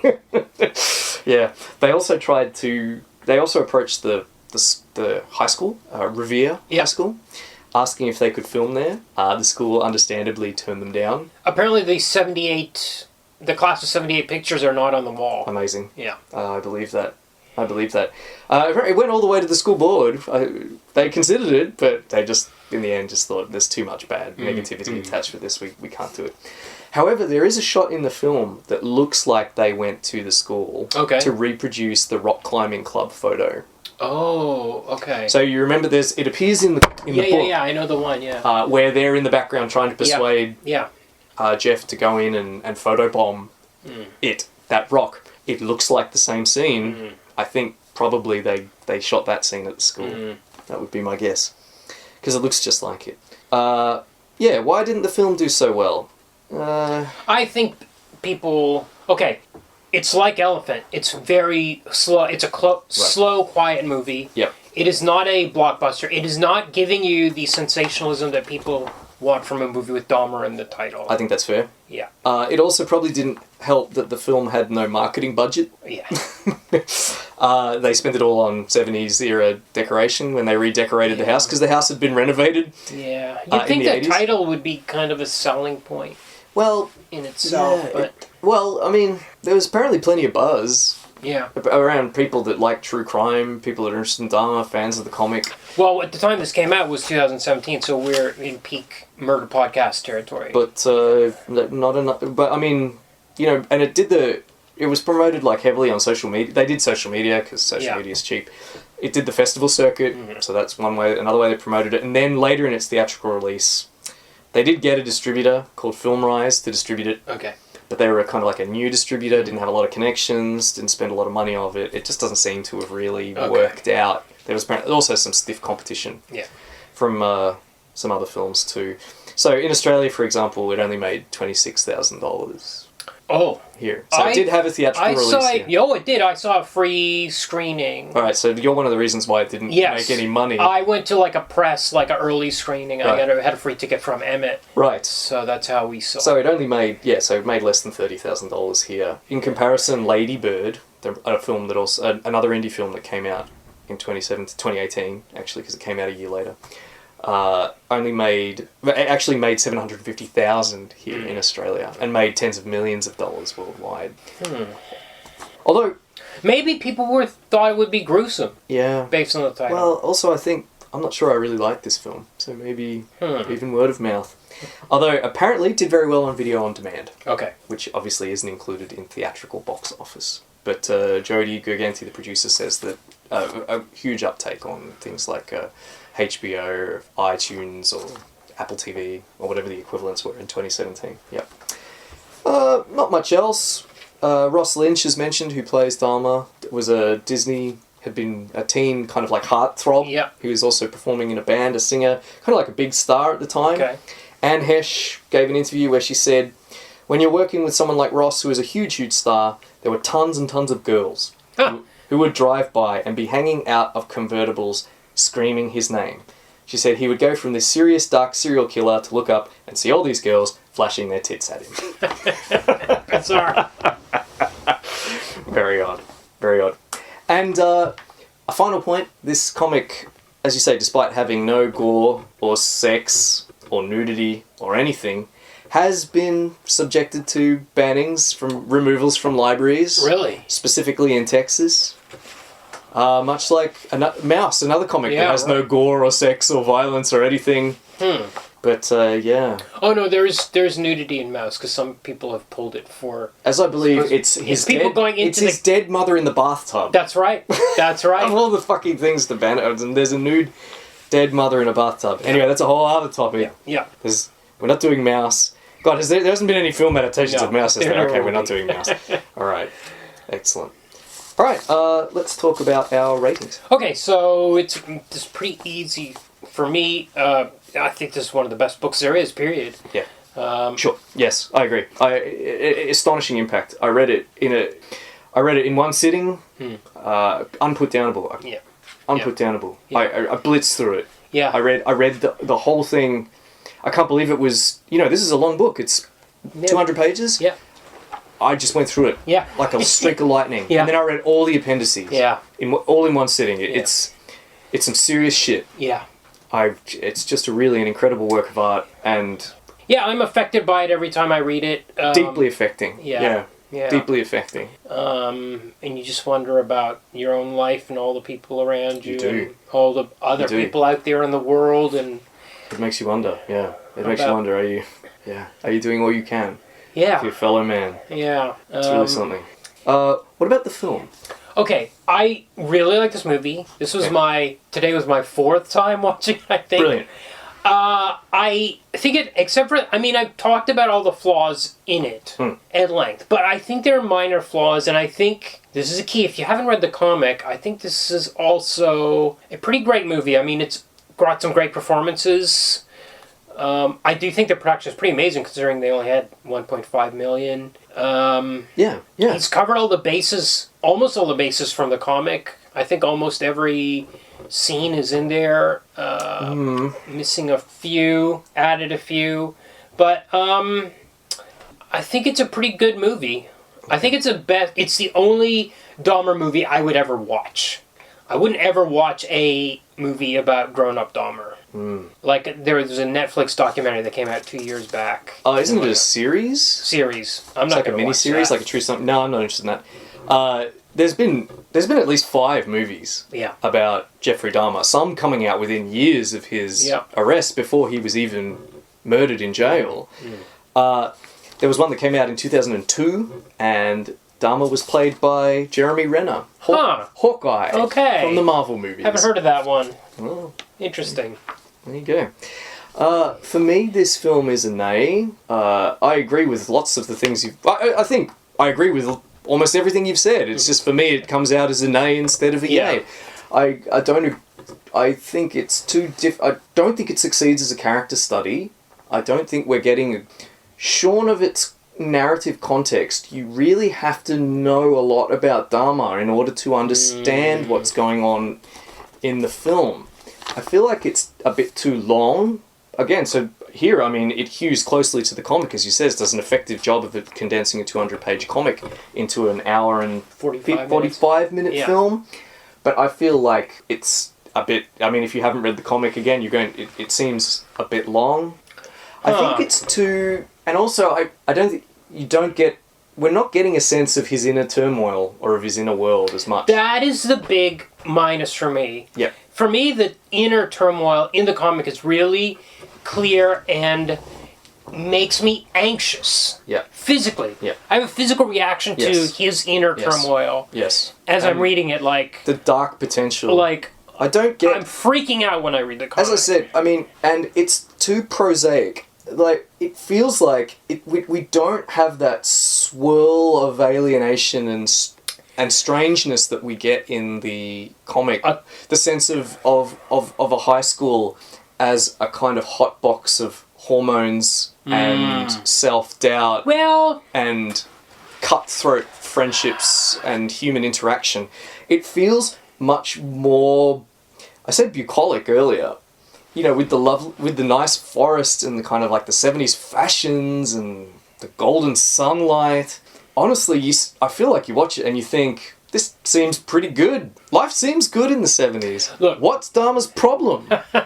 And here sorry, I'll let you speak, but I want to return to that. What's Dahmer's problem? Okay, I'm going to say my reaction to the book is emotional. My reaction to the movie is intellectual. That's maybe the divide. Like, I appreciate it on an intellectual level. Okay. I don't have a gut reaction to the movie the way I do to the book. Am I going to read the book again many times? Probably yes. Am I going to watch the movie again? Probably no. But, I mean, it's an inferior piece of art compared to the book. I think it's good. I think it's very good. I agree with what you just said, except for me, I don't think it's good. Okay. But I'm not going to watch the film again. I'm absolutely going to read this book again. Okay. 100%. But yeah, I feel like we're left guessing too much with the film. And for a film that's supposed to be an investigation of of the formative years of a person with an important impact, historical impact, arguably. Yeah. I feel like it's lacking. Cultural impact. Yeah, cultural impact is better. Yes. Yes. I feel like it's lacking. Okay. Adaptation. Well, you have to go now. All right, thank you. I've been, Based on what you've just said, you have to say it fails. Well, as an I've been adaptation. hinting that I want to come back to the idea of adaptation, and I do. And I mean, so I'll begin with a question, all right? A question about the nature of evil. Okay. Here's one that every first year philosophy student gets, Are serial killers born or are they made? Oh. Okay. So, as far as the comic's concerned, is Dahmer the serial killer born or is he made? Well, they give you all the options in the comic. He tells you about Joyce's medication. He tells you that the house is isolated. I talked about this with him in the interview. The house is isolated. He's got access to acid. There's all these, but there's elements that maybe he was born miswired. Because we've got Dave, the brother. Was it Dave? Yeah, David. Yeah, is the control subject in a sense, right? And he's fine. So that means that something is wrong. And even the way he walks, I think I talked about this in the interview as well, suggests, there's something physiologically wrong with the wiring. But then he does the workouts and he's like all muscly, and you're like, maybe it's not. But what point does Derf return to over and over and over? Well, that nobody noticed, nobody did anything, nobody stopped his drinking. Yeah. Or nobody noticed. It's interesting, we talked about how people would ask him, why didn't you do something? As far as we know, Derf at that time didn't know about the animals. Only those kids that... He didn't know about the animals, right? Only those kids that went to the hut knew about the animals. Right. He just knew about the drinking and that he was twisted, as he put it. You can't stop it. If you don't know he's torturing animals, you can't call him on it. You know what I mean? So, I guess the problem is that the adults didn't notice. The adults didn't notice. He was in... Yeah. The adults didn't notice. The teachers didn't notice. The cops didn't notice. His parents didn't notice. His parents fought. He had a miserable home life. No one paid attention at school. He didn't have friends. There was no social support. He didn't get the professional help that he could have got because of the circumstances of his home life, because his father didn't trust psychologists and so on and so forth. Yeah. The narrative of the comic over and over is, this didn't have to happen. Yeah. Here is the point where it all could have... Dahmer didn't want it to happen, is what Derf tells us over and over. He's wrestling with his demons. He wanted to be, to not have to deal with it. Yet again and again and again, the circumstances of life in this town at this time forced him down a certain path. Because this is a yes or no question, or rather a straight binary, I would say that as far as the comic is concerned, serial killers are made. Okay. If Dahmer had lived at another time, he wouldn't have been, or with different parents, or with a better support network, or friends, or the cops had caught him, he wouldn't have become a serial killer. I think is the message that we're getting. Right. Now, and you're saying the movie has a different... I would say that, and I think this is probably one of the things that really irritates me most about the film, is that removing the narration, introducing sympathetic characters like the father, the friend, him asking him on a prom date, giving him more agency, this takes away this idea of circumstances driving him down a path and makes it seem more like he didn't... Where's the impetus coming from? It's like you said, it looks like drinking leads to killing. Yeah. He drank a lot, and that's what made him kill. So, or the drinking unleashed the beast or something like that. He says, I'm just like you to Derf. Where he seems like any other kid. His problems don't seem insurmountable. He just seems to be struggling with his sexuality. Yeah. Lots of people struggle with their sexuality and they don't become serial killers. I feel like the film says serial killers are born. Yeah. And that, to me, that it inverts everything that he's trying to say with the book. I'm going to agree with you, but I'm going to say that... Doesn't make it a bad film. I'm just saying that as an adaptation, that drives me nuts. I'm actually going to say that the book is not... I don't think the book is 100% down on nurture. No, I'm making you choose it. I'm forcing you to choose it. I don't think the movie is 100% down on nature. No, but if yeah, sure. I think but I feel like both, they're coming down but hard. I think the scales are different on each, right? The balance of the scales is different. To me, it's just central to the book. Yeah. I mean, I know that he says these. Dahmer's twisted. There's something up with him, something wrong with him. Mm. But I feel like it is the point that he returns to again and again and again and again. Yeah. That it all it all went wrong because of neglect and alienation. Yeah. Yeah. Because he went from shy kid to silent kid to the cruel kid who imitated Mr. Broman and was mutilating animals. So, and I feel like the reason this happens is because you take away the narration. We lose the art that adds so much, makes the people seem so sinister at times, makes Dahmer himself seem deeply sinister with the shadows, the bared teeth, the lumpy or robotic figures. And it also, his art, as you say, is detailed. It may seem utilitarian, but it has a substantial creepiness that really adds to the sense of dread. I feel like the film isn't oppressive enough, despite the coup. That's kind of true. The coup of getting his actual house, which is astonishing. Yeah. Anyway, because of that, it's a nay for me as far as adaptation is concerned. I'm gonna. Okay, so I'm gonna say comic yay, movie yay, adaptation nay. I think Dahmer is a different character. In the movie. Okay. Not a bad character, a different character from the one he is in the book. For sure. And for that reason, I'm going to say it's not quite right thematically as an adaptation. I quite agree. Yeah. But my recommendation is see the movie anyway.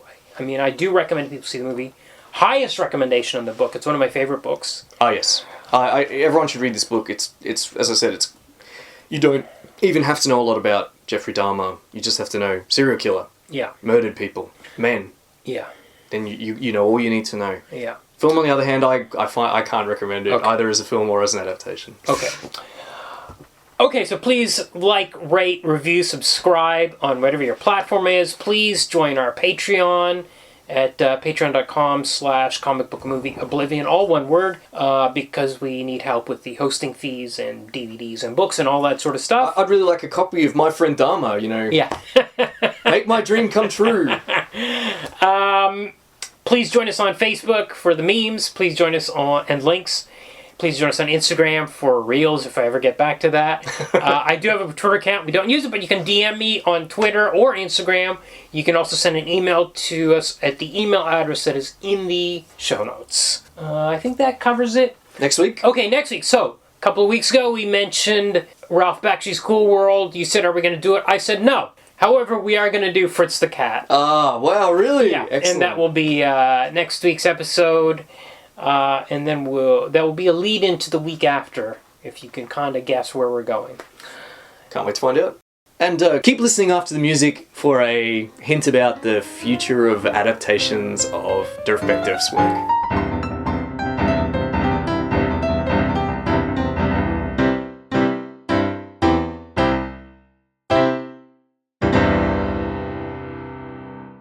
So I should say both Trashed and Punk and Kent State are in play. I was going to ask that. I forgot to ask it. Okay, I was going to ask if those have been off. It's still pretty early on, so it's that stage of, dream on. Okay. But, My Friend Dahmer was that way too. And it's changed so much now too, from the time they made My Friend Dahmer till now, which is only, 7 years? Yeah. The movie business has completely changed. Yeah, it's... Yes, that's right. It's yeah. insane. Yeah. So it's more all TV series now, but I don't know what's going to happen. But so are these? Am I allowed to mention it in the podcast that you've optioned? Yeah, you can mention it. Okay. Sure. Okay. Sure. Well, I have no specifics to give you. Yeah. Okay. That's cool. It's just there are screenplays and there are people trying to pull together financing and land it. So fingers crossed. But we'll see. I don't worry about it because my business is making comics, so I don't have time to screw around with films. I barely have time to do comic. Time left to do comic. So if it happens, it happens. I'm not going to worry about it.